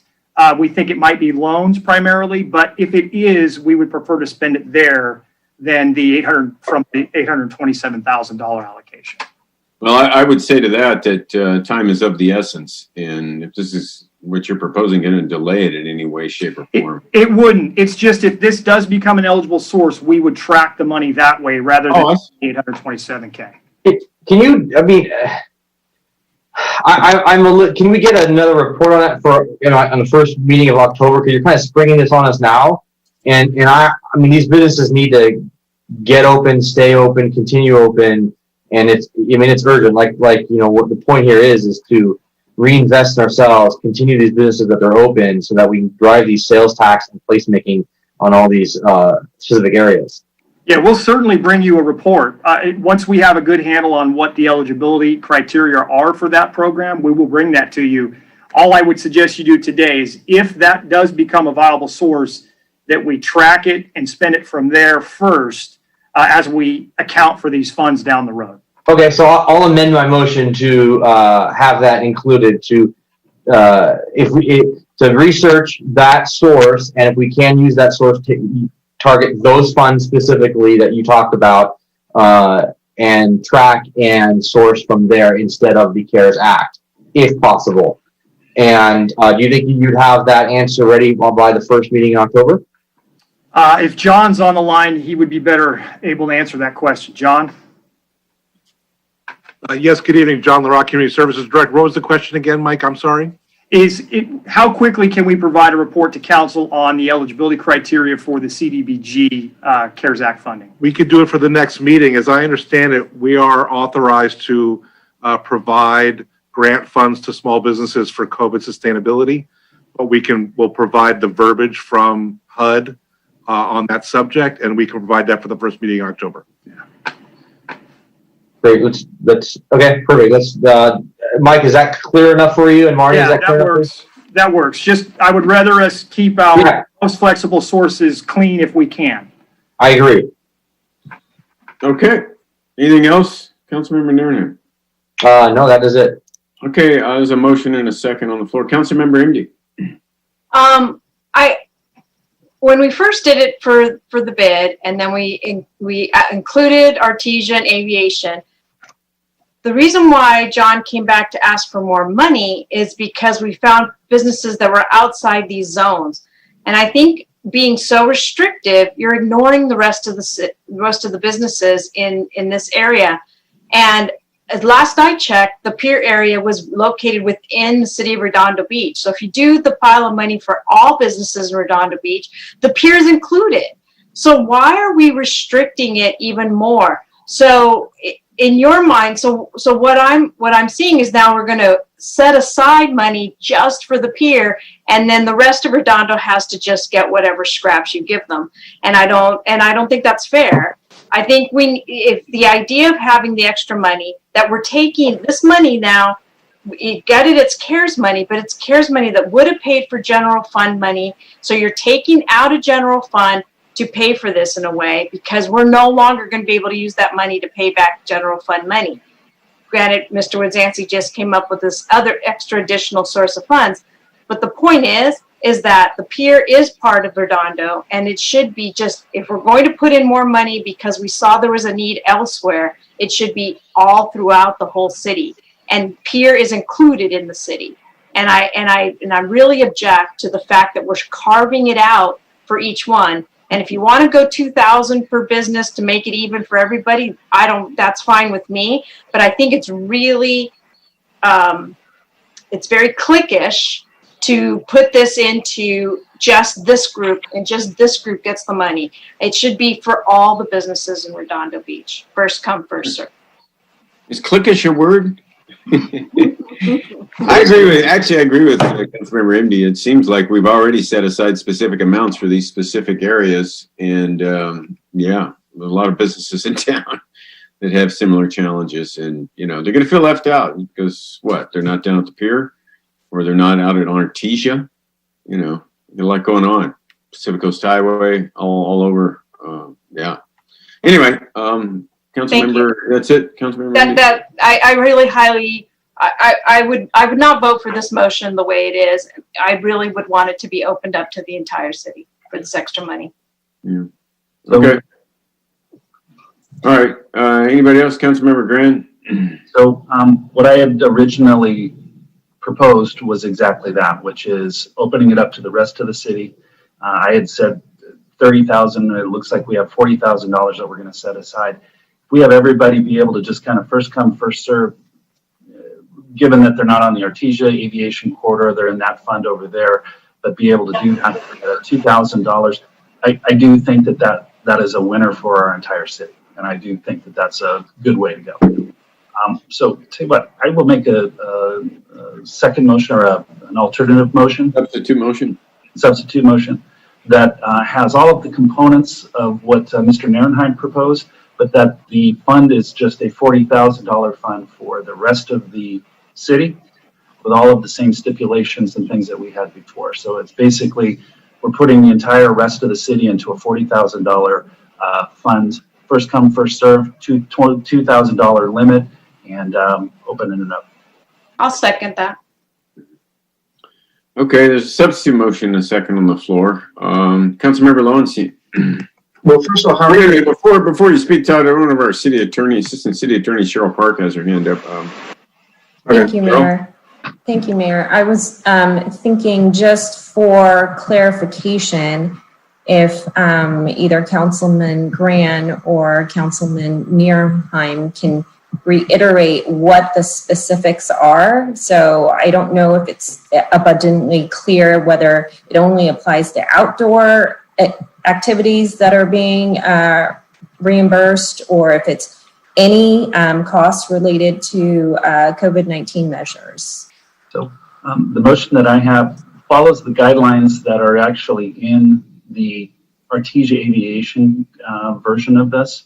And it's any business that actually had to expend monies to comply with the safety regulations noted for COVID-19. So it's not just restaurants, although the restaurants, as we're finding, have had to put out the most money. That by far they've had to do that, since they've got the most hoops to jump through. So what I'm looking at then is just, it's any business that has had those.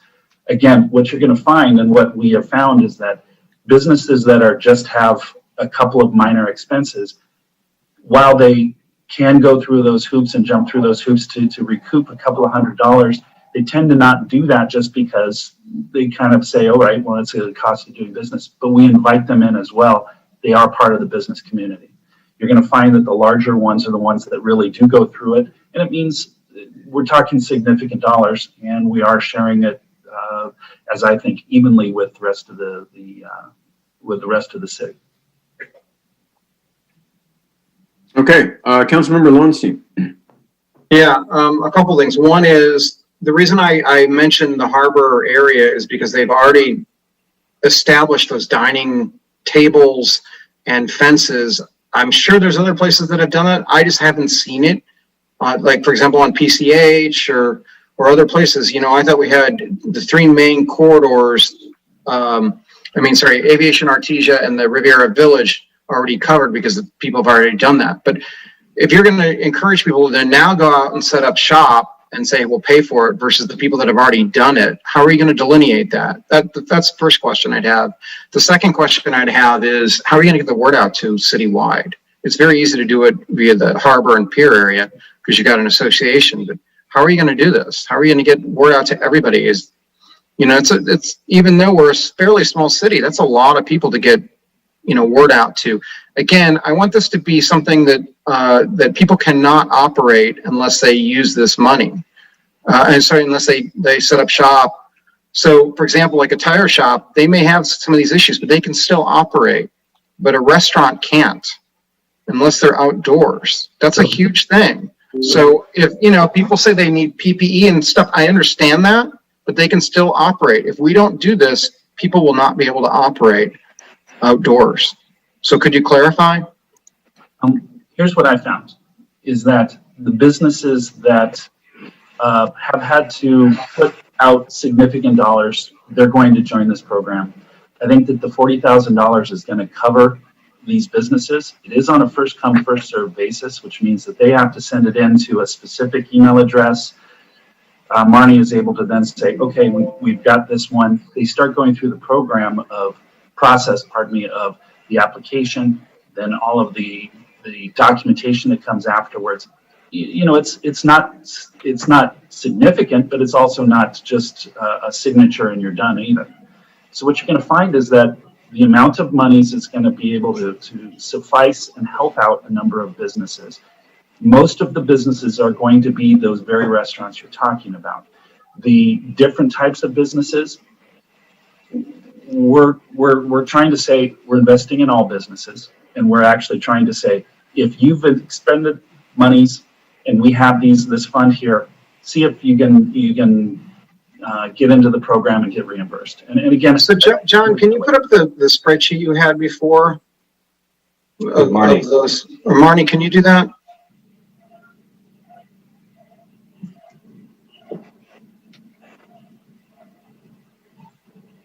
Okay, so for example, a jeweler, while I understand they have to deal with this, they can still operate now. A car's automotive and muffler, they can still operate. A dance studio, I understand that. But dance studio, I don't know if they're going to set it up outside or not. But some of these places, like Chicken Dijon, I get it. They can't operate unless they're outdoors or I guess it's takeout, right? But if a lot of places can only operate for takeout and not outdoors, they're not going to be able to employ people. They're not going to be able to employ waiters. They're not going to be able to employ busboys. They're not going to be able to employ dishwashers. And, that's what I'm trying to say here. We need to make sure that people that cannot operate have access to these funds. Cars, people are still going to need repairs. They can still operate. But, a Brogino's would have a hard time operating and making ends meet unless they're outdoors.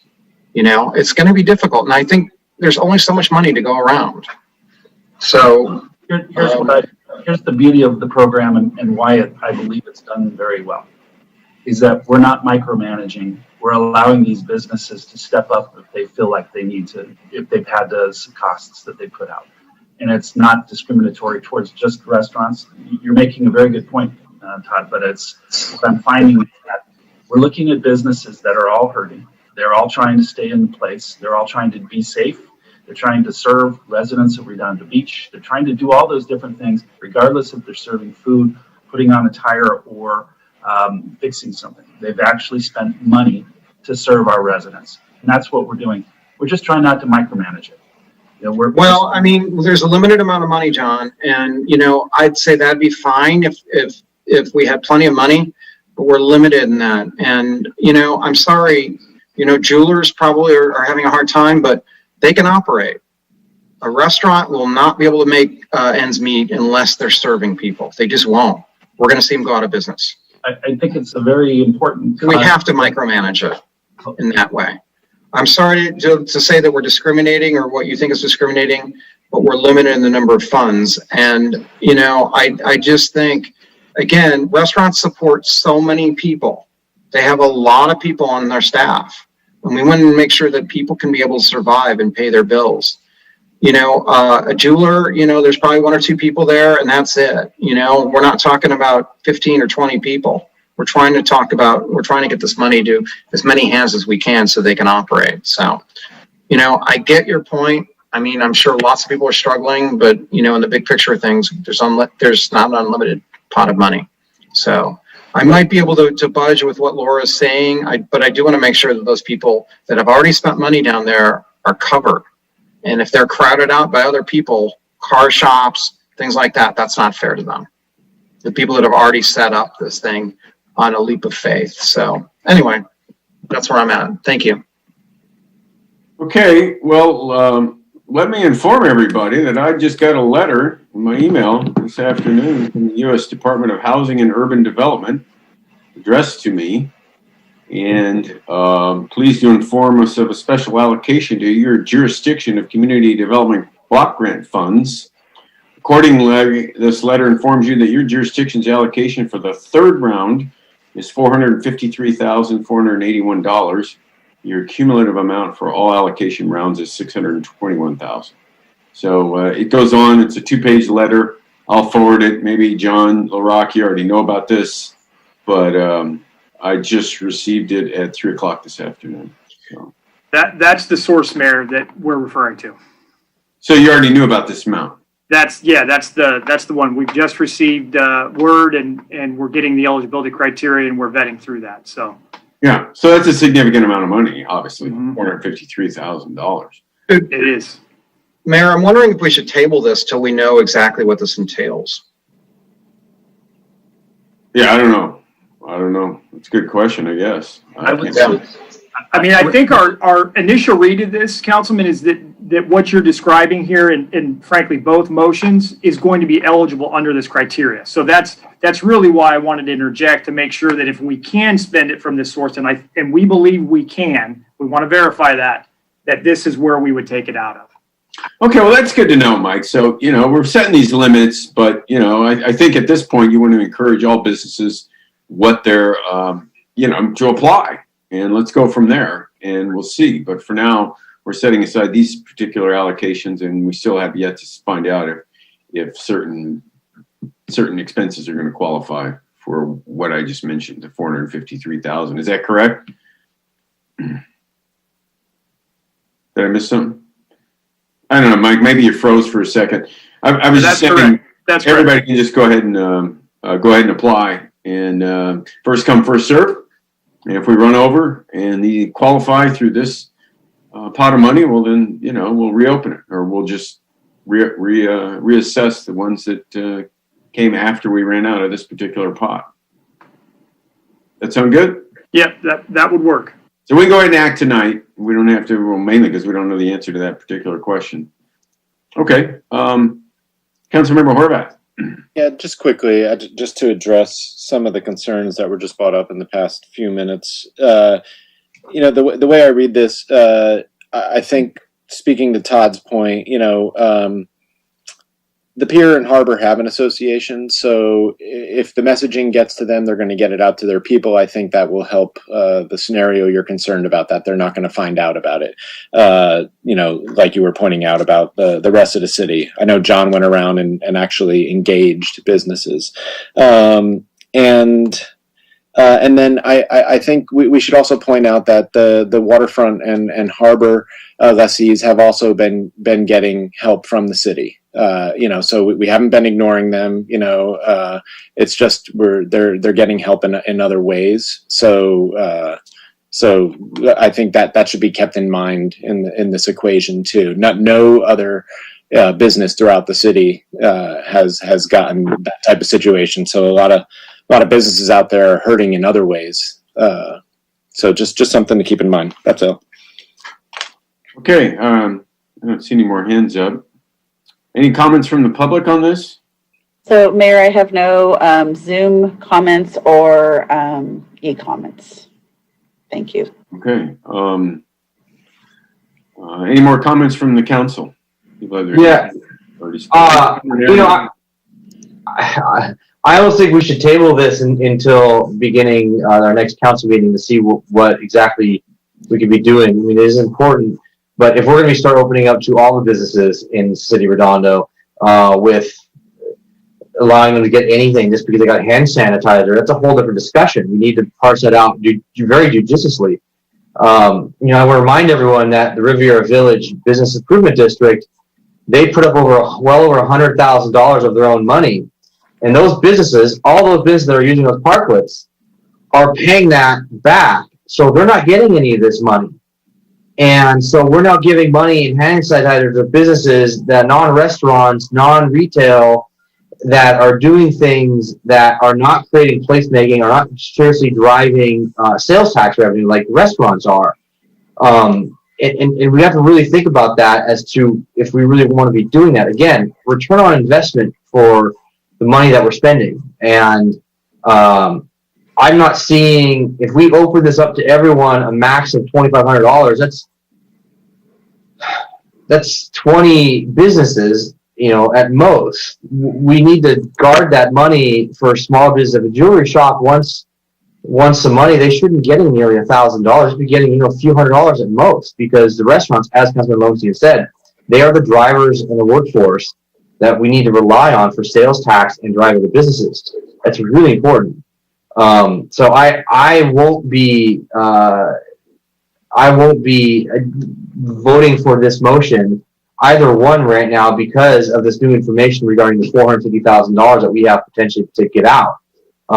We need to get this money moving, but if we have a better pot of money and we need to think about this better, then we need to do that, because we can act on a citywide, a much better situation. If I may just answers those. First, the limit is $2,000 in this next fund. Second, as Mike Wazansky mentioned, the funding mechanism behind it doesn't constrain anyone going forward. So if we approve tonight, we can start taking applications as soon as possible, and we can change the source of the funds once we're there. The fact is that if all of a sudden we start to become very oversubscribed, we can actually add more money to the fund and catch those as well. So we're just kind of saying, hey, we think, we put up our thumb there and kind of look at it and go, oh, we think $40,000 is going to cover the entire city. And if it turns out that we're oversubscribed, then we actually have the ability to then open that up and put more money into the fund and allow more folks to do that. That's the beauty of this without the micromanagement. Let me ask Marnie, and I think the concern was that, is a law firm, is an accounting firm, is an architectural firm, are all these firms going to be making applications for $100 here, $100 there, which really is just kind of covering minor expenses, and they're already operating. I don't know. I don't know what we do. Throwing it up to all the businesses in Redondo is a big deal. But anyway, let me ask Marnie. Marnie, could you see getting a flood of applications and creating a lot of work for you?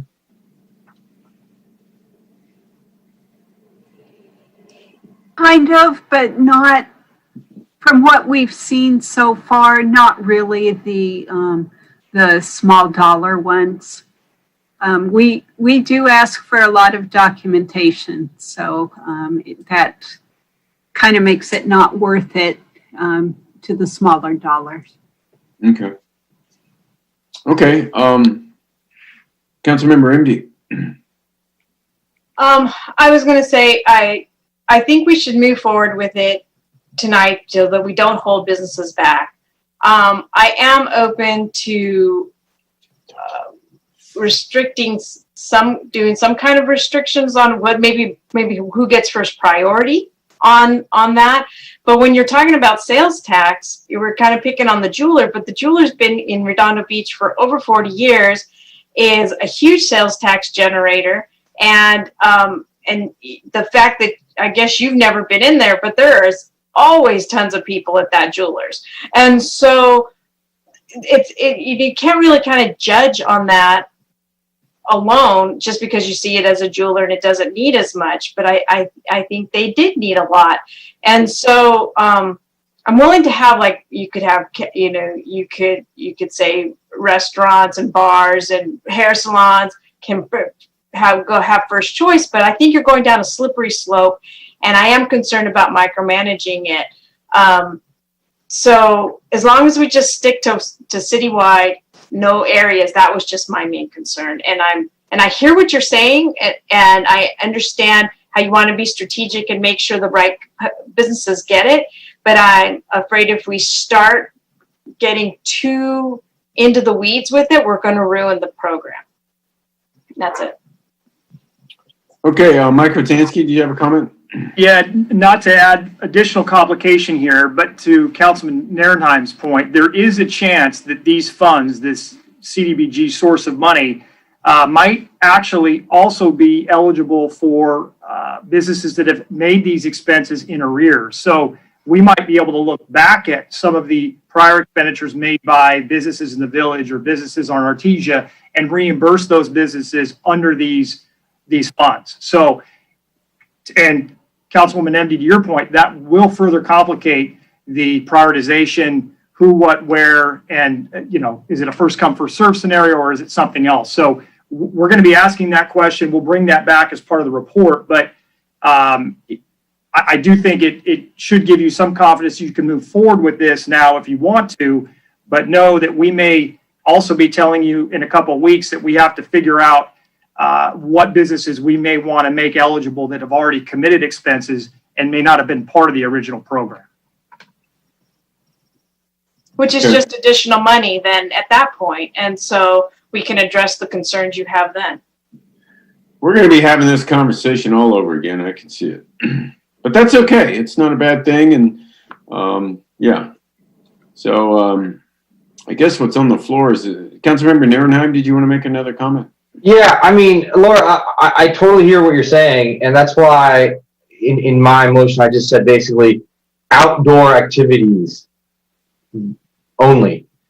That really is the number one expense for businesses, whether it's a barber shop, restaurant, retail, whatever it may be. And I think you can look at it from the perspective of keeping it very close now and simple, like you said. And then come on our next council meeting, we can start opening it up a little bit more. But you can't be very wide and then start contracting and then start opening up again. I think we should be very conservative, be very focused. What are we trying to accomplish? And as outdoor activities, people that can only do business outside, and then start opening up from there. That way we know more information regarding CBG funds that Mike Wazansky was just talking about, and kind of going down that path. And that's why I was focusing on that right away. Because if you're closed, you're just closed. It sucks to be you.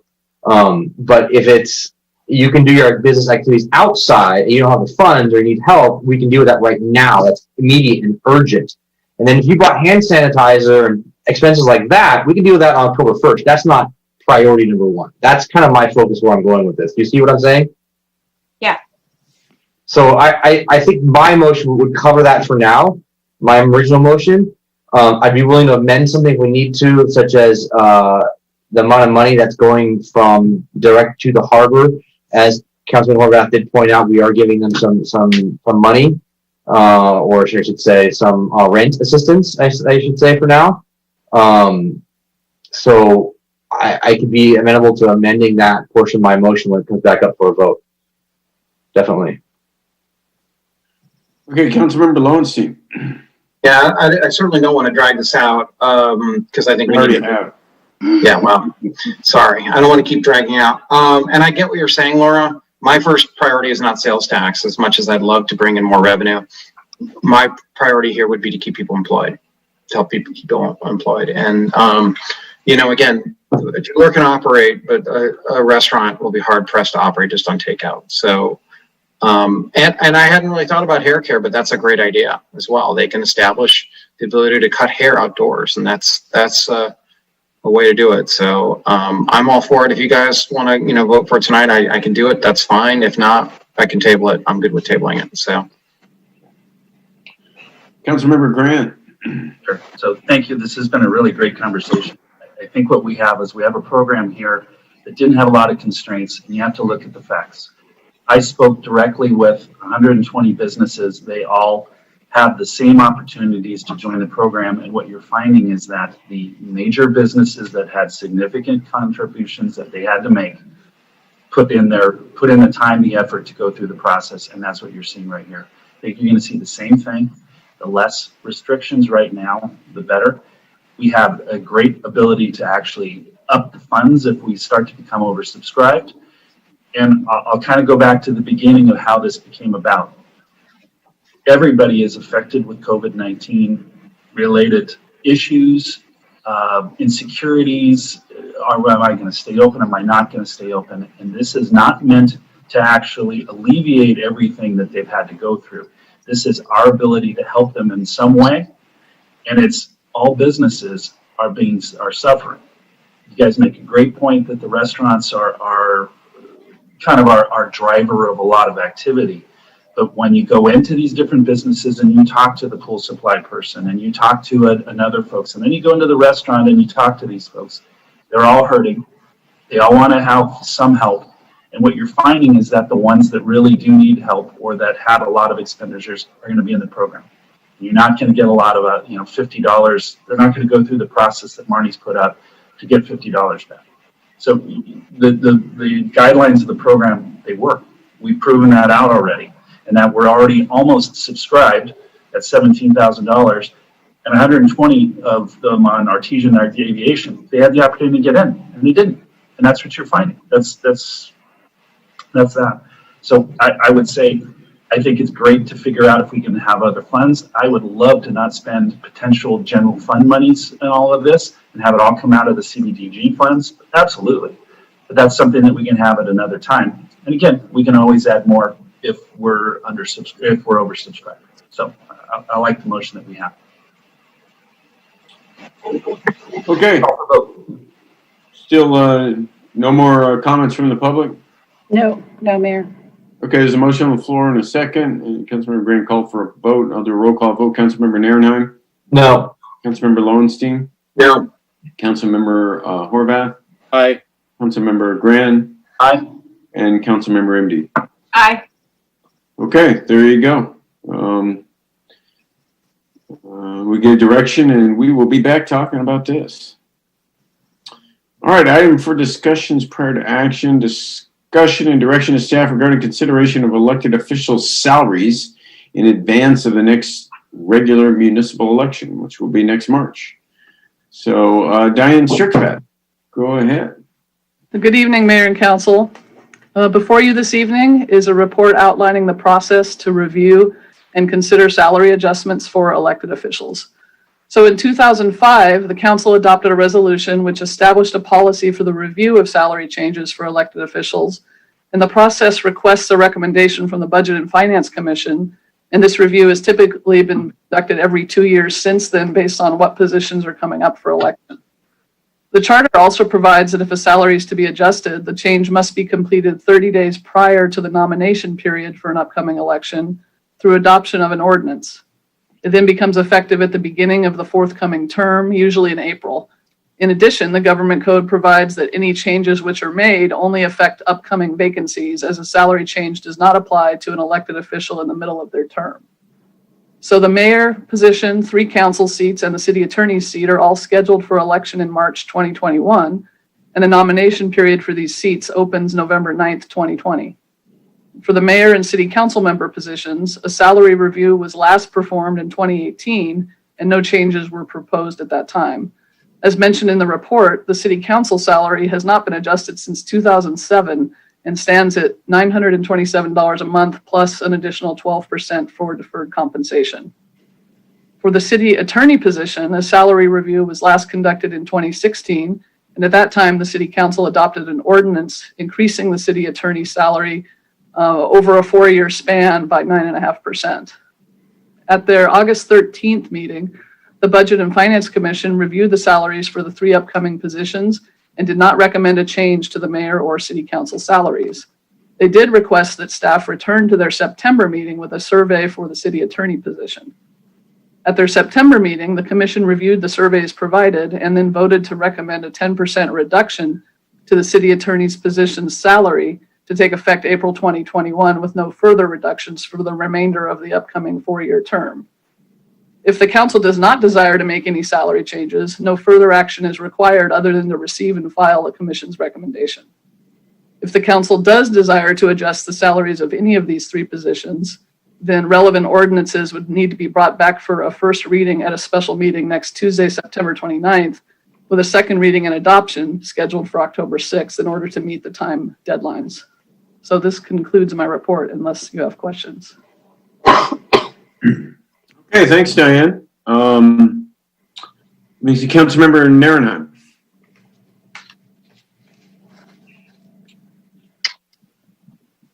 You're muted. You had your hand up. You're muted. Thank you, Mayor Brand. Sorry. I read this and I was kind of shocked by this actually, because then I had to go back and watch some of the Budget and Finance Commission meeting. This actually kind of in a tangential way in my community meeting in early September regarding just the city attorneys, whether we should have an elected position or not, whether assigned position. I believe they said we're one of 11 cities in the state of California that have an elected city attorney. And it was an interesting discussion. The community had a lot of great input on that, and basically what everyone kind of came at was, we should get a report and information as to what is the benefit of having a city attorney that's elected versus an appointed city attorney, and what are the benefits and detractions. Are we saving money? Are we spending an extra few dollars and it's worth it? And people were really interested for that. It's interesting that this came up as well with the council positions as well. If you do the math on it, it's $5.30 and change for council members per hour. But one question I always get on this is, what is other pay? We had other pay explained in the council pay, but what is the other pay in the city attorney's pay? That wasn't explained at all. As it relates to the state controller's report, usually other pay is reported as things like vacation cash outs or other allowances that they might receive. I mean, like in some positions, they receive like a car allowance or something. Our finance department has the specifics of what goes into other pay, and they have a spreadsheet that they have to send, required by law, up to the state controllers every year. I don't know the specific details, but I do believe that like vacation cash outs and allowances are primary drivers of that. So I looked at other city attorneys from other cities.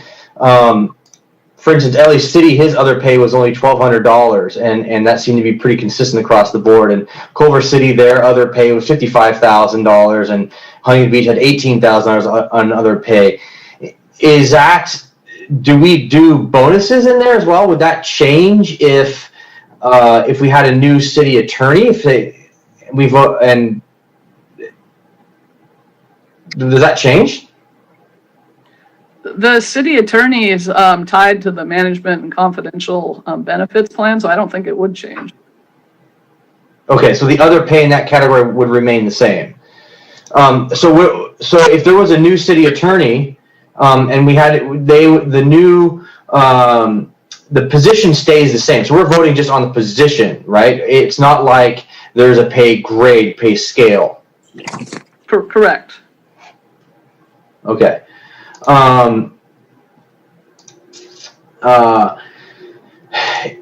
I see in the management and confidential aspect, one thing I've always said, if you want professional services, you should be getting professional services. We have the ability to have a cell phone stipend in the management confidential, and we don't get that. But the other ones do. We don't deal with that now, or we do deal with it now? Could that change at a later time? Regarding benefits for council members, I believe it's similar and it has to be adopted in an ordinance. I don't know the legalities around that. As far as I know, with full-time elected department heads, it's a different matter. But I know, like, for example, the 12% deferred comp that city council gets, that was adopted by ordinance. Okay. So I'm assuming then, Cheryl, that would be we would change the ordinance, or we would change we'd change it at budget time? You can change it via ordinance. So if you wanted to make a change in the salary for any elected officials that are highlighted in Diane's report this evening, then you would have to do that by ordinance. So if we wanted to include, for instance, a cell phone allowance, like Manhattan Beach does, and many other cities, most all their cities do, so we don't have to use personal equipment and personal laptops and things like that, we would have that now, discussion now. Correct. And while you're talking, I will double check that and make sure that's correct according to the Muni code. But yes, I believe that's true. Okay. And Diane, FLSA standards don't apply to us as council members, correct? That's correct. So the fact that we are, $5 an hour employees for, $11,000 a year, there's no issues with that, right? For minimum wage laws. It's an elected position, so the salary is designated by government code based on population. And I think our municipal code speaks to that. I know we're a charter city, but that's how it was originally set back in 2007. And then it is allowed to go up a certain amount every year based on your population. Yes, but to answer your question, there's not an overtime eligibility. You would be considered exempt from a standpoint of overtime earnings. I'd be rich, man. Right?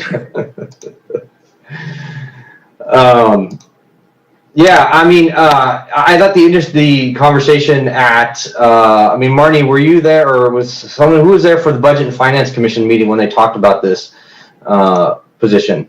Yes, I was there. Can you recap that discussion they had regarding the city attorney's position? I don't think they touched the city council's position much, did they? They did not. In fact, we had to make sure they included that in their motion because they really didn't discuss it. So can you recap? I see that in the staff report here, and I saw on the item that they had the position as a 6-1 vote to reduce the pay 10%, which is actually less than what we were facing when we had the financial crisis in 2013, a 13% reduction in pay for the position. So their recommendation, like you said, 6-1, was for the beginning of this term, reduce the salary by 10% and then keep that flat for the remainder of the term. Okay. Let's see, what else do I have here? Okay, that's all I have for now. Okay. So, Councilman Nierheim, I just checked the ordinance and it says that council members effective April 2013 are entitled to establish sum of $927.31. You're also entitled to deferred comp in the amount of 12% of salary, and also fringe benefits applicable to the position and similar to which the management and confidential employees receive. So we are eligible for, like, for instance, the cell phone allowance that all the employees get. Management and confidential. So if it's authorized through the pay plan to management and confidential, then council members are also entitled to those fringe benefits, correct? Oh, okay. And you can, Diane can speak to what those fringe benefits are. Diane? Yeah, a lot of them are like the health insurance, that health, dental, vision that elected officials are allowed to participate in. You're also allowed to be an optional member of CalPERS if you elect to do so, but it's regulated by CalPERS rules. And then, but that's what they mean. And I believe we've offered everyone that option. I think everyone's participating in it. And the healthcare, but there are the other fringe benefits, that's optional? That's a checkbox somewhere? I think we could talk about we'd have to do a review of the management confidential pay plan because some of those items are specific to certain positions. So that would not necessarily be tied to the council positions. Okay. Okay. That's it for now. Were you getting at something specific, Councilmember Lowenstein? I'm sorry. Yeah. No. No. The fringe benefits you talked about were all available. The fringe benefits that if we sign up for one particular item or don't, I mean, we're all getting the same. That was my question. Okay. All right. So, is there any comments from the public? Yes. Let's see. I have Zane Obaji. I don't have any comment. I just wanted to say that increasing somebody's wages 10% over 4 years is a little high. So I hope you guys rein that in. But decreasing. That's it. Well, yeah, that's what happened, right, with the city attorney's salary. So. Anything else? Nope. Thank you. Any more comments from the public? Yes, I have Eugene Solomon. Okay. Thank you, council members and staff. I wanted to please add some a little bit more background and some context, if I may, please. Ms. Strickfaden recounted how we came to the meeting in September. At the August meeting, Budget and Finance requested a continuance so that we could get peer review of the city attorney elected position salary, which was provided at the September meeting. So that's why we continued the meeting at the time, so that we could have time to review that. The city staff presented a number of other cities and the salaries, but the comparisons, what we discovered, were not peer-to-peer on population and budget.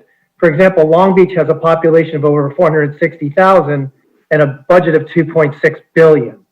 San Francisco, 880,000, budget 12 billion. Chula Vista, 271,000, budget of 390 million. And the most consistent or closest one for us was San Rafael, which was 58,000 people and a budget of 128 million. But our city elected attorney was nearly $200,000 more in compensation per year than that city. So when we discussed this, we found that the compensation for that position seemed disproportionately high when we looked at similarly situated cities by population and similarly situated by budget.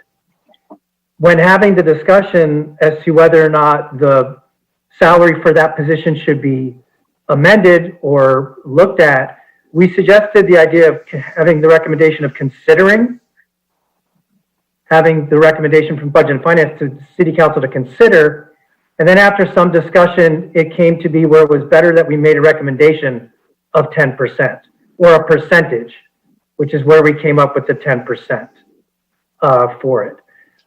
When we discussed it, we had a lot of discussion about, well, we're asking people to take salary cuts or go to part-time.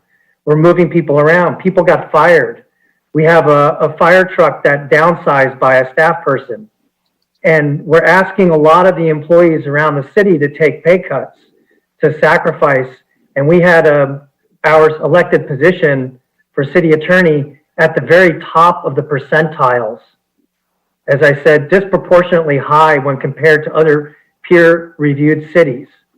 And that's why we made the recommendation that we did. So I wanted to just highlight that, the focus on also when you're looking at comparisons, relative populations, relative budgets, and the compensation package that's there right now as compared to other cities similarly situated. That's where a lot of our focus was. I thank you all for the time and the consideration for this item.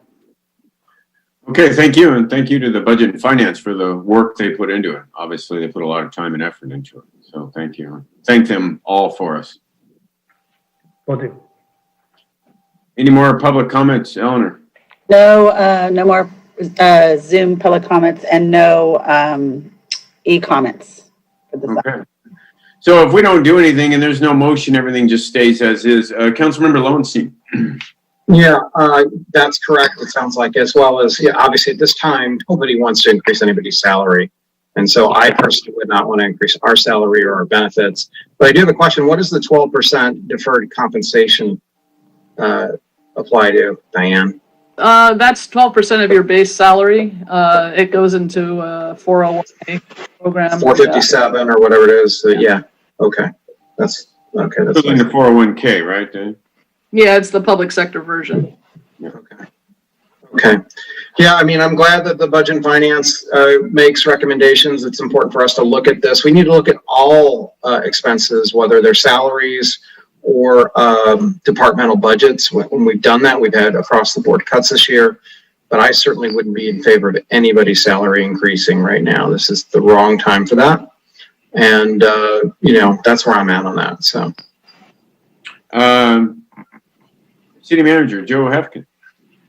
Yes, I just wanted to offer a clarification to Mr. Solomon's comments.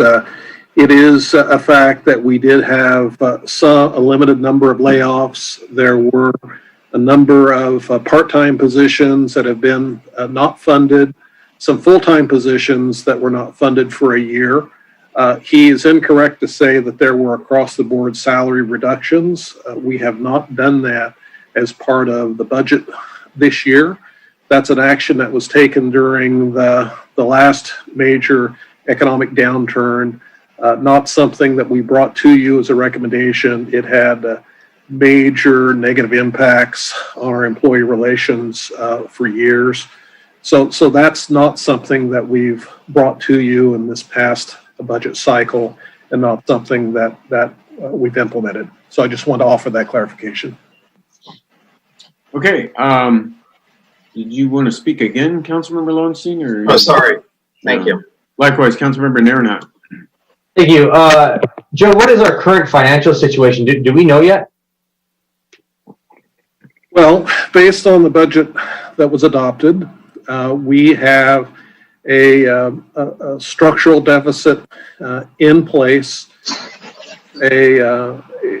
It's a structural deficit that approaches $6 million. I believe it's $5.7 million is the amount. We will revisit that as we come to year end, look at that in terms of how our revenues are doing, how our expenditures are doing. We will have an update for you shortly, but we don't envision the number is going to be significantly different from what I just referenced and what was adopted.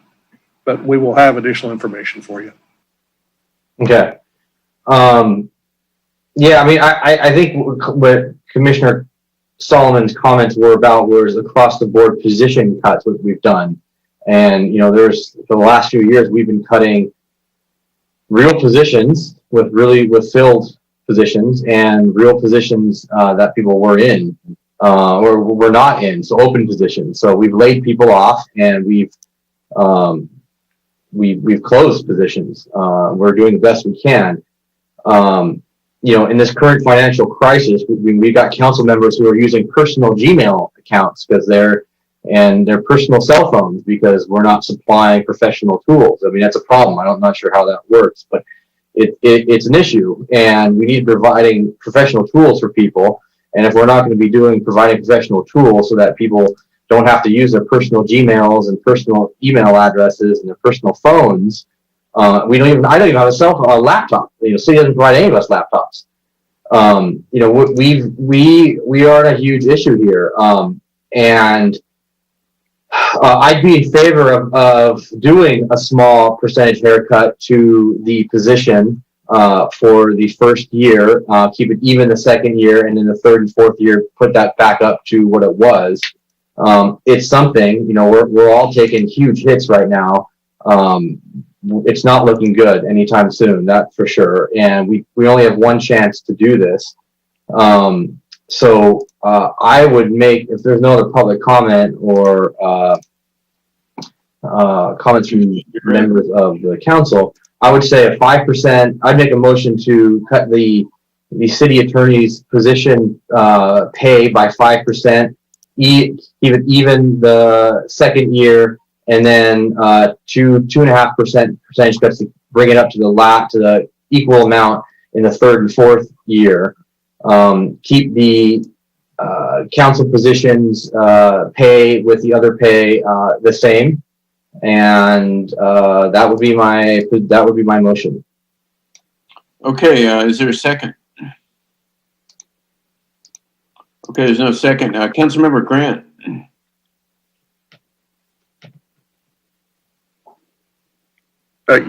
You're muted, John. I got you.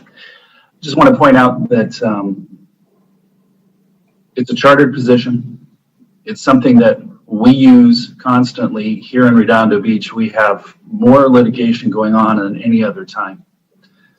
We also have the fact that all departments outside of public safety were required to reduce their budgets by 15%, and that's what we did. And as Mr. Hefkin said, we didn't actually take down people's salaries. What we did is we actually did it through not funding positions and other things. You look at 10% of this recommendation, we're saving $25,000, which again, we're looking at every dollar, but it's not necessarily it. We're saving $25,000 per year. And that's just, that's not what we need to be doing right here. I will not be voting for this or seconding that motion. Okay, well, there was no second to the motion, so there really is no motion. Anyway, Councilmember Nairnheim. Yeah, I mean, Councilman Grant, I respect what you're saying, but that $25,000 number you just brought up could have brought us a fire department study to save us $5 to $7 million, and we wouldn't have to be even discussing this right now. So we'd have major money in the bank, so we wouldn't have to be dealing with this. So the $25,000, that magic number, has once again reappeared, and we really do need to be saving this money. We're cutting every single corner, every single place in the city. I mean, the city council has not received an increase since 2007, I think the staff report said, and we don't even have personal city cell phones. I pay for my own city cell phone to make sure I am doing this correct. I'm not using my personal devices. I'm using personal devices at the minimal amount. I mean, Councilman Horvath and yourself both use personal Gmail addresses to communicate to the public. And that's outside of the public records, zone.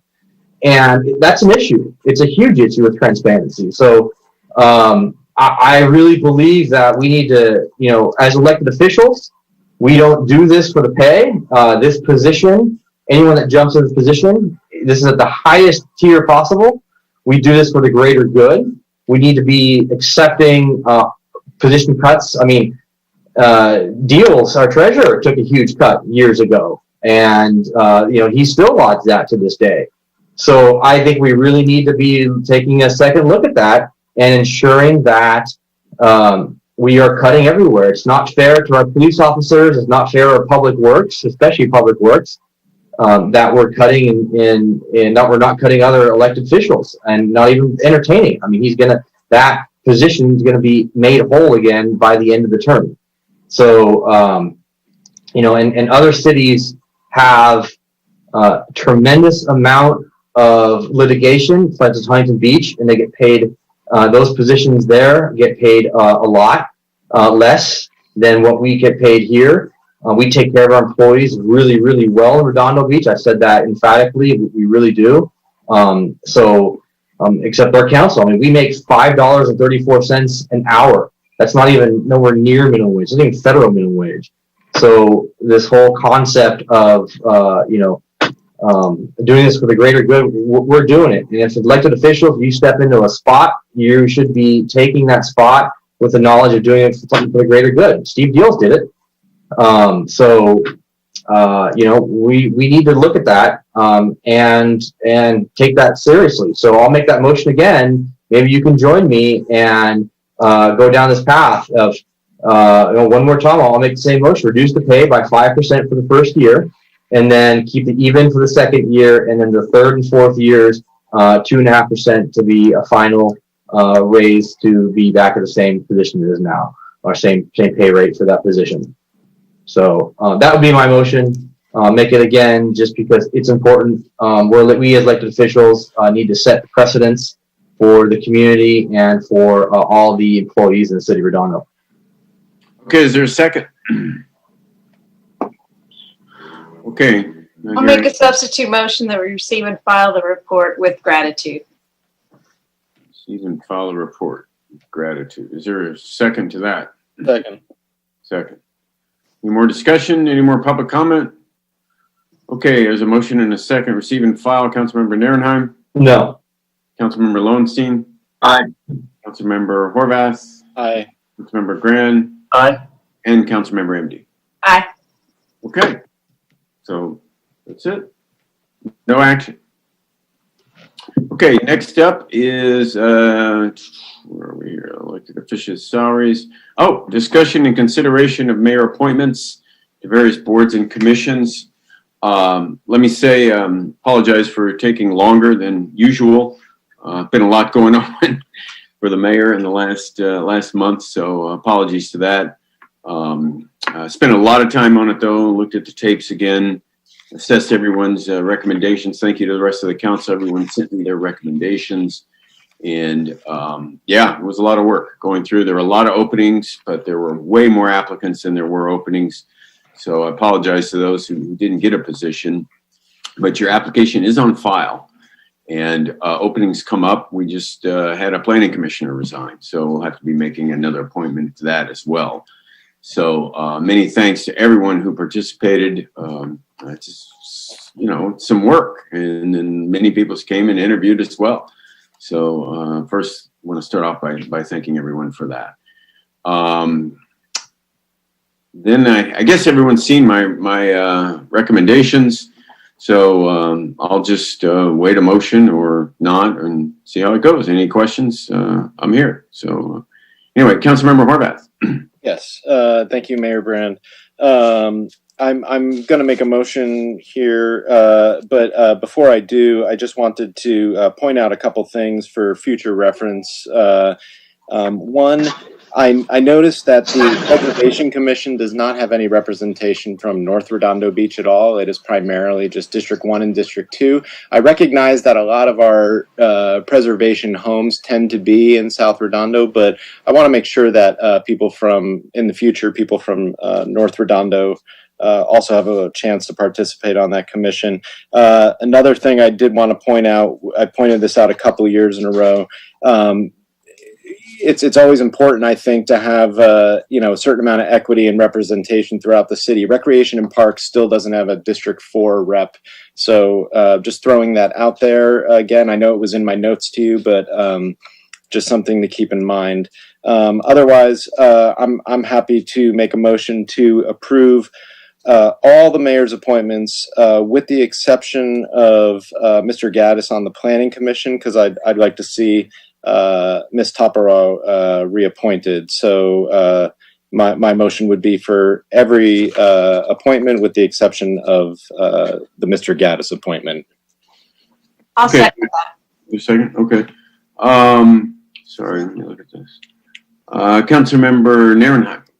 I'll just make a motion to accept all of Mayor Brand's commission appointments. That would be a substitute motion. A substitute, thank you. I'll make a substitute motion to accept all the appointments as is.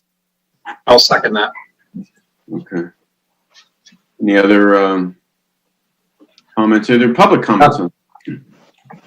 Okay, yes, we have one Zoom. Matthew Hensley.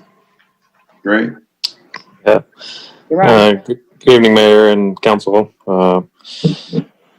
First, I'd like to say we're back at this topic again, and this is your fourth year doing it, and sounds like it's going better than the previous years, so good job with that part. The one comment I wanted to make was that there's still commissioners from previous years that were never reappointed that still are not on this list of appointments that haven't been dealt with. So I would ask the council to deal with those 4 commissioners that were never reappointed, 2 in 2017 and 2 in 2018, so that they can finally get their reappointments and serve out their terms that they're serving anyway. Excuse me, that they're serving anyway. And I guess that's mostly what I wanted to share tonight. So, thank you. Okay, thank you, Matthew. Any other public comments? That's it for both Zoom and e-comments. Okay. Let me just ask, I guess, Cheryl, I mean, should I amend my appointments? You know, for instance, if I take Councilmember Horvath's recommendation, should I amend my appointments and then have them pass something like that? Or is this the way it's written okay? Or the way it was presented as a motion to amend my appointments? You can, Because it kind of starts to sound like they're making the appointments, so to speak. So I'm just trying to, maybe I should say, okay, I'm going to amend my appointments in that fashion, and then they can make a motion. Okay, well then I agree with them.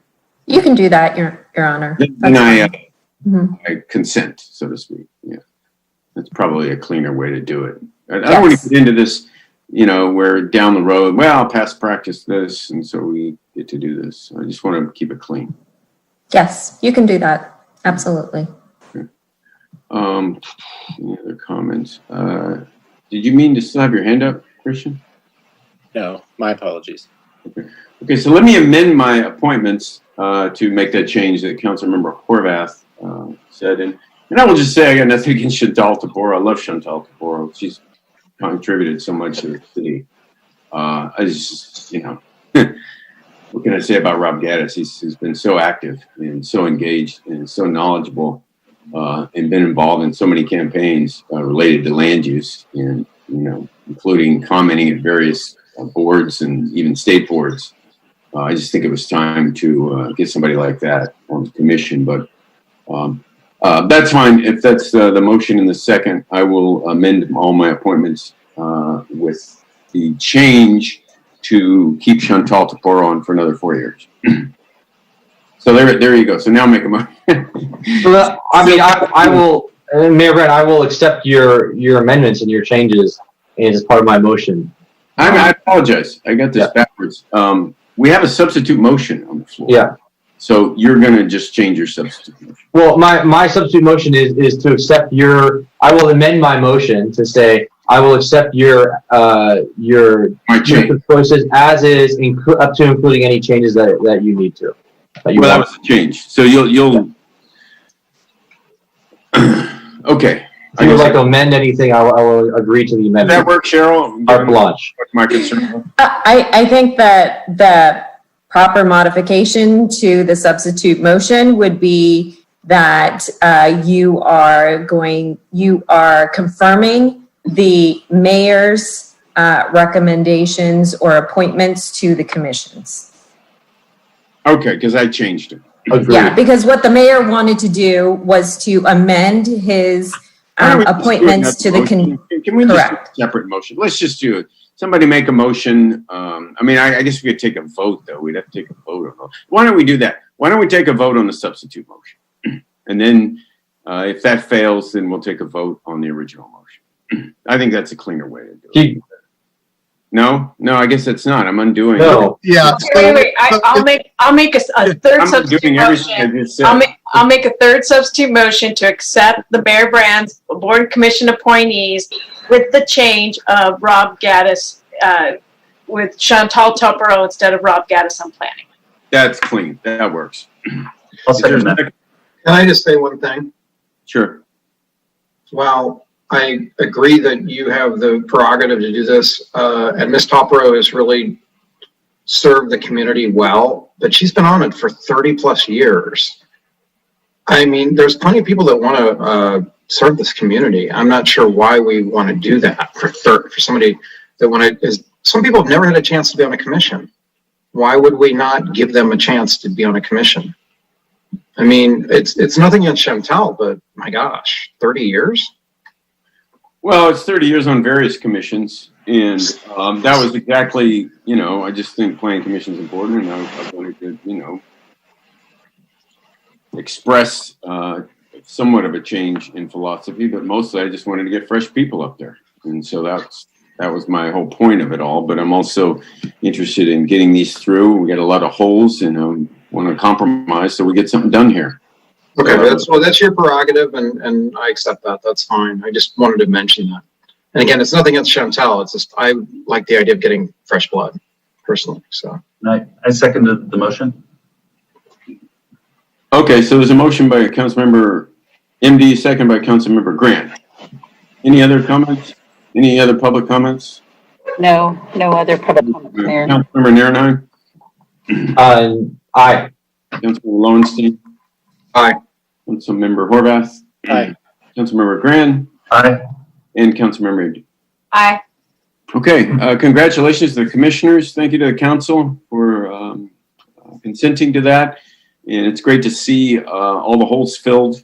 And it's been a long time since that happened. And to your concern, Todd, there is another opening on the Planning Commission, and it's open now for applications.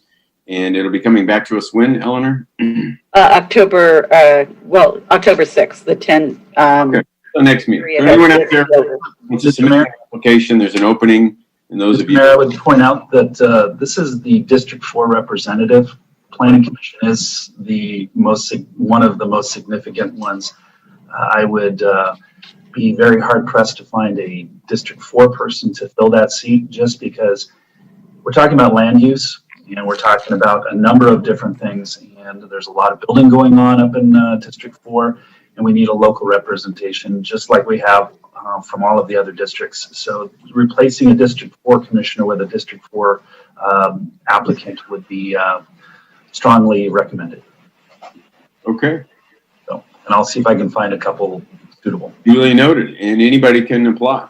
Absolutely. There you have it. When will those applications have to be in by? I guess the date of the meeting.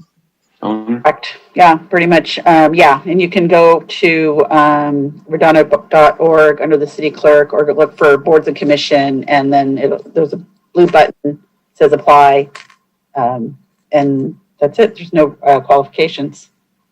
And I forgot what I was going to say. Yeah, you can go ahead and apply. Anybody can apply. You have to be a registered voter, and you have to live in Redondo Beach. Okay. 30 days. Certify that. Mm-hmm. All right. Well, that's it. So moving right along to the next item. I had a comment. I can't remember it now. Sorry. Discussion and possible action regarding a city council referral to compose a letter to the Los Angeles County Board of Supervisors regarding the reopening of breweries. So this has been a real challenge for our breweries, whether it's King Leopard Brewing or the other breweries that really have had to remain closed. So with that, I guess we'll have a report from Joe. You know, Stephen Proud and his staff did the work on this. Stephen, if you want to power up, this was a referral from council. We did a quick turnaround, and Stephen, if you want to take it from here. Sure. So this is, as you may recall, this was a referral from Councilmember Nierenheim for us to craft a letter to the LA County Board of Supervisors regarding the possible opportunity for breweries to open within the county under limited circumstances.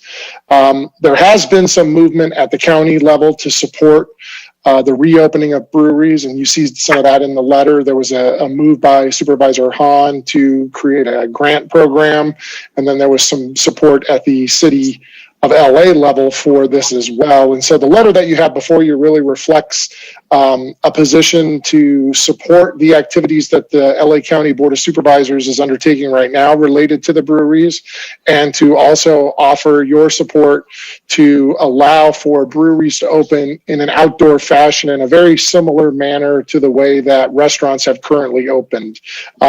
A lot of times, some of these breweries have some supporting food operations, like they may bring in a food truck or they may bring in a caterer.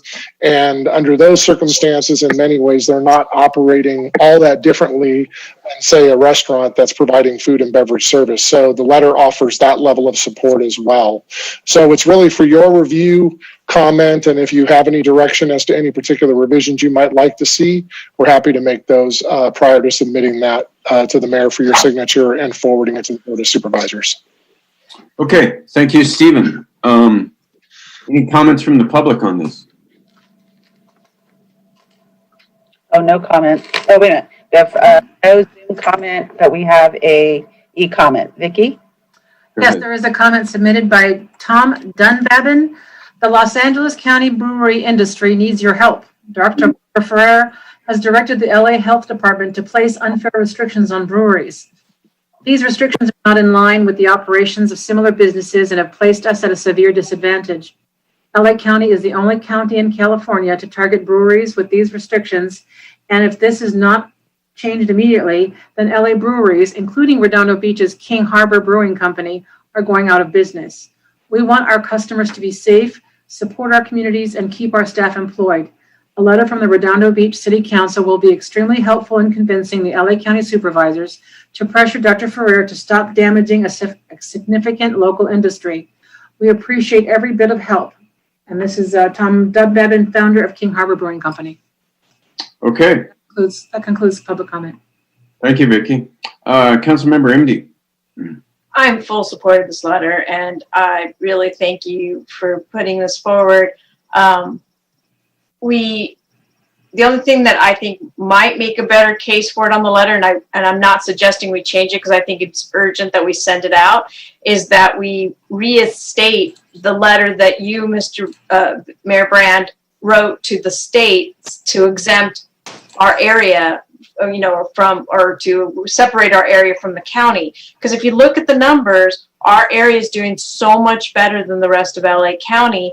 And if anything, just to kind of reiterate, hey, carve out a little section for our breweries in the most. But it's just to support your other letter. That's all I would say.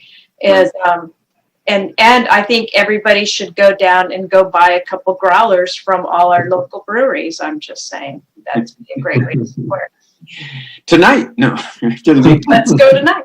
So anyway, I just highly recommend this, and I say we just make the motion to send this letter to the County Board of Supervisors. And I do want to say publicly thank you to Janice Hahn for at least trying to do the grant and sending some money down that way.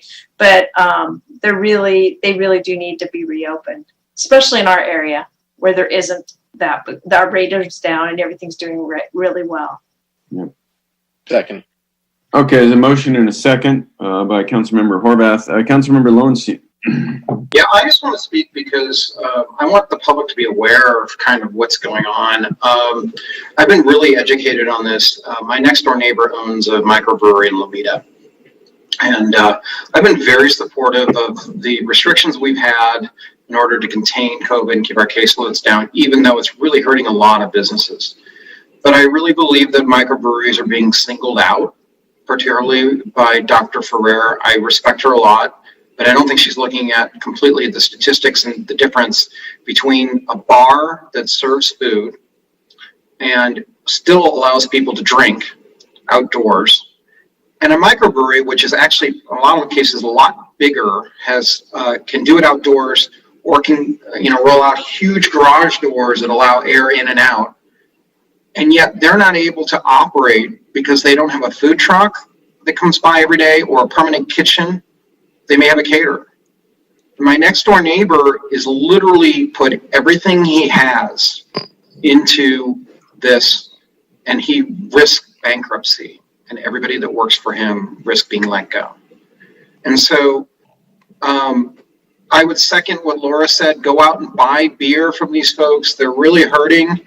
I really hope that Dr. Ferrer changes her mind based on the caseloads. And also, it's not fair to single them out, keeping some wineries that are staying open, but microbreweries are not. I don't quite understand that. I don't understand why there's a difference between a food truck that's parked permanently at your place and a permanent kitchen. I don't understand that. So I would also encourage people to write. Janice has been very good. I know that, Bill, thank you for talking to Janice recently about well, she visited your friend's brewery. Yeah. She's very sensitive to it. And again, this is not to take anything away from the efforts of Dr. Ferrer and the County Board of Supervisors, but they shouldn't be singled out for punishment. And I almost feel that that's the case. And I don't believe they're willing to budge at all. And I don't quite understand that. So, we have to suffocate COVID. We don't have to suffocate the businesses that go with it. And I hope everybody keeps that in mind. And the folks who are watching, please figure out a way to buy, a growler or 6-pack from these microbreweries. So thank you for allowing me to speak. Okay, Councilmember Narenhut. Thank you, Mayor Brand. Yeah, to Mr. Proud and his team there, thank you very much for getting this quick turnaround, 1 week turnaround to get this letter. It's a great letter, great read. I know King Harbor Brewing they have one place and they have 3 districts they have a storefront at. So they're hurting badly in the village there. They have a place they can do something with, but they can't do it right now because of the current health orders. And Councilmember MD, I agree with you 100%. We should attach that letter that Mayor Brand sent out to this letter so that they get it as well. So I don't think we need to amend the motion. I mean, if we do, we do. But yeah, I agree with you on that one. So I know they're very excited to move forward and hopefully get something going, but right now they're completely shut down. So it's a big problem for them. Letter that people are referring to, that Councilmember MD and Aaron and I were referring to, came from several cities in the South Bay and went to the governor's office to consider, bifurcating LA County, or not even bifurcating, just holding us separate in the South Bay because, our numbers are much, much better. And it's really not fair to lump us in with a county of 10 million people when we're really a much lower threat than the rest. So, it's hurting our businesses tremendously, all of them. And this is just a glaring example. So I hope the county takes it into consideration. Again, this is from Barbara Ferrer. I'm not even sure the Board of Supervisors would vote to overrule her. She's the state health officer. So, but we'll see. We'll see. I think she will certainly give it a second, third look. As a result of our letter and other letters. They're getting letters from other cities too. So, but yeah, let's go ahead and attach the letter that all the cities sent to the state recently. It wasn't just related to breweries, but I think it'll send a good message, even though she's already seen it. So, doesn't it hurt to attach another letter? Anyway, so there's a motion and a second. Were you done, Nils? You still had your hand up? No, I'm sorry. Any more comments from the public? No comments. Okay, I'll take a roll call vote. Councilmember Nierenheim. Aye. Councilmember Lowenstein. Aye. Councilmember Horvath. Aye. Councilmember Grand. Aye. And Councilmember MD. Aye. Okay. So, what do we have left here? Mayor and council referrals to staff or city manager items. Joe, did you have any city manager items? Yeah, I did. Thank you. First, I wanted to thank all of you for meeting tonight. This was not a regularly scheduled. We have a big agenda coming up on October 6th. I just wanted to highlight some of the items that are coming your way. We have a presentation related to the Artesia Aviation Corridor Action Plan. That's a public hearing that will be before you on October 6th. We will have a public hearing related to the ADU ordinances that are coming your way along with recommendations. We will have an update related to COVID-19. We will have a report providing you with input from your various commissions related to the 10-year goals. That was a follow-up from prior direction related to strategic planning. So we have a lot of items for your October 6th meeting, and I just wanted to highlight those for you. So, okay, thank you, Joe. Don't forget, we're going to adjourn and honor Pete Syracuse that day. So. Yeah, we got that down too.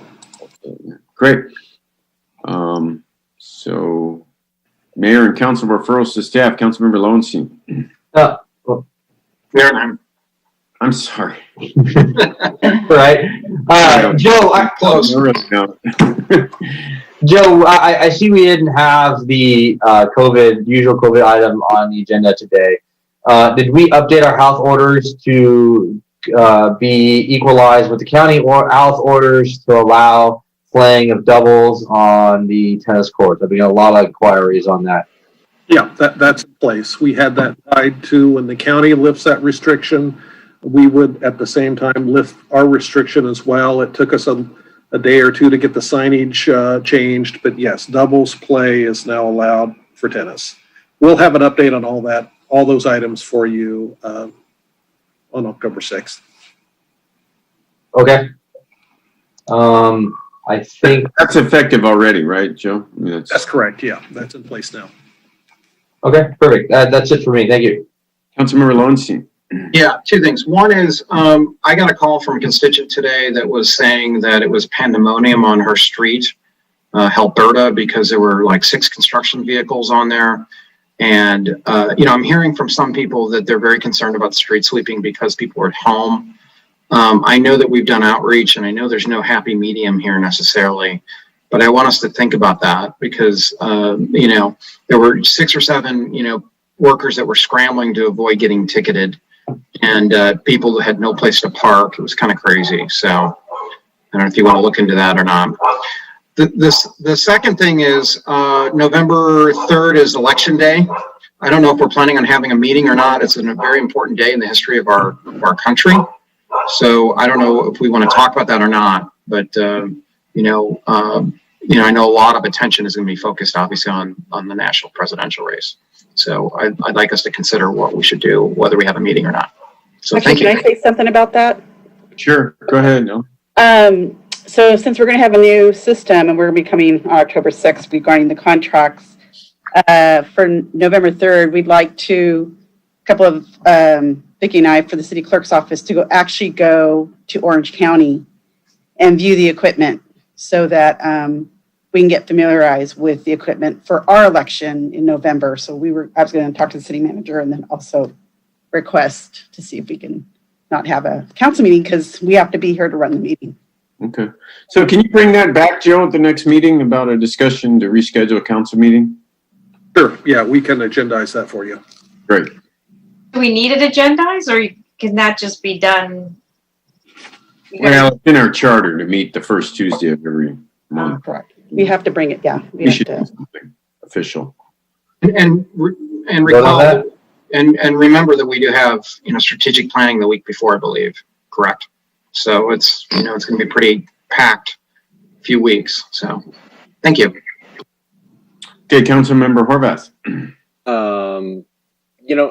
I have nothing, but based on a comment earlier, I don't know. We're not recessing in memory of anyone tonight, according to the agenda. But if we were able to at the last minute, I would recommend we do so for Justice Ginsburg. That's all. Yeah, we can do that with a motion to adjourn. Somebody can say something. Absolutely. Councilmember Grant. Sure. Not sure if all of you are aware, but we have an illegal business operating in North Redondo in District 4. It is an illegal cannabis church, and I use the little quotes for that. The neighborhoods in that area on Clark and Stanford have been working with our city attorney as well as our prosecuting folks to see what we can do. We've got a number of different things that we're trying to do to shut this business down, as well as kind of take care of the residents there. One of the things that's been suggested is that we look at changing our municipal code to actually be able to put in a permit parking in that area for a short term while this business is being addressed and or seeing if we can get it shut down. And what they'd like to do is talk about having the fees waived for this short period of time. We put a time period of about a year. They would still have to go through the whole process of getting these signatures. They'd have to go through a number of other things that they have to do to get a permit. But we'd like to do that very quick, and we'd like to make sure that we're doing that. So one of the things that I'm going to be doing is going to be putting out and working with them to get the signature signed and get everything kind of in process. But I'd like to make a referral to staff to bring back how we can actually make that happen for them. These folks have been doing whatever they can to work around or work with this business, and it's just it's creating quite an issue in that area. So I'd like to make that referral, see about coming back and putting in what I would say is a kind of amending a code to waive fees for a short period of time, a year or as long as this business is in process. And then once that issue is taken care of, them being able to potentially pay the fees and keep the parking permit, or we just remove it. So I'd like to do that. I've spoken both with Mr. Webb as well as Mr. Afkin about this, and kind of understand that, but I would like to make that motion or make that referral to staff and have it come back on October 6th, if possible. Second. Okay, there's a motion and a second. Do a roll call vote. Councilmember Nierenheim. Aye. Councilmember Lowenstein. Aye. Councilmember Grand. Sorry. Aye. Councilmember Horvath. Aye. And Councilmember MD. I'll say aye, but it just, again, shows that we need to get this going to figure out how we're going to handle these things. But Yeah, more than just this one particular case, but for Right. now. Thank you. This has been quite an issue there, and I have to say, Joy Abican and Mr. Webb have been doing a fantastic job, but it's just frustratingly slow, just due to the courts as well as COVID-19. But anyway, thank you very much, and look forward to October 6th talking about it. It's frustrating to make them have to buy a permit to park in their own neighborhood, but I think they're going to gladly do that temporarily. It's one of the measures that we can look at to try to just deter this business as best as possible. Okay, Councilmember MD, do you have any referrals to staff? no, thank you. Okay, with that, hang on, you guys. Going back to my agenda. Motion to recess to closed session. Yeah, there you go. Is there a second? Second. Okay, that's the end of our regular meeting. We are going to recess to closed session now. Thanks to everyone in the public participating. You know, we normally have opportunity for any members of the public to comment on any items in closed session. Are there any public comments regarding our upcoming closed session? We have none. We have no more attendees and no e-comments. Okay. Anyone on the council objecting to recessing to closed session? Nope. Seeing no objections, we are recessed to closed session. What will we be talking about, Alan? So, Vicki, you want to read the? Yes, ma'am. As authorized by the government code, as listed on the published city council agenda, the city council will discuss the following items in closed session. Items R1, R2, and R3 are under the title of Conference with Legal Counsel, Existing Litigation. The name of the case is Redondo Beach Waterfront LLC versus City of Redondo Beach et al. Case number 19-STCV-13547. For R2, the case is Redondo Beach Waterfront LLC versus City of Redondo Beach et al. Case number 217-CV-4645. For R3, the case is Redondo Beach Waterfront LLC versus City of Redondo Beach et al. Case number BC 682833. And lastly, R4, Conference with Legal Counsel, Anticipated Potential Litigation for one potential case. That concludes the items that will be discussed in closed session. Okay, and present will be, Joe? Attending all closed sessions, we'll have City Attorney Mike Webb, Assistant City Attorney Cheryl Park, Assistant City Manager Mike Wazansky, and myself. For closed sessions 1, 2, and 3, we'll have Stephen Proud, Waterfront and Economic Development Director. That's okay, it. Great. We are recessed to closed session. Good night, everybody. Who's listening in from the public. And, Back when you're finished. yeah. Thank you.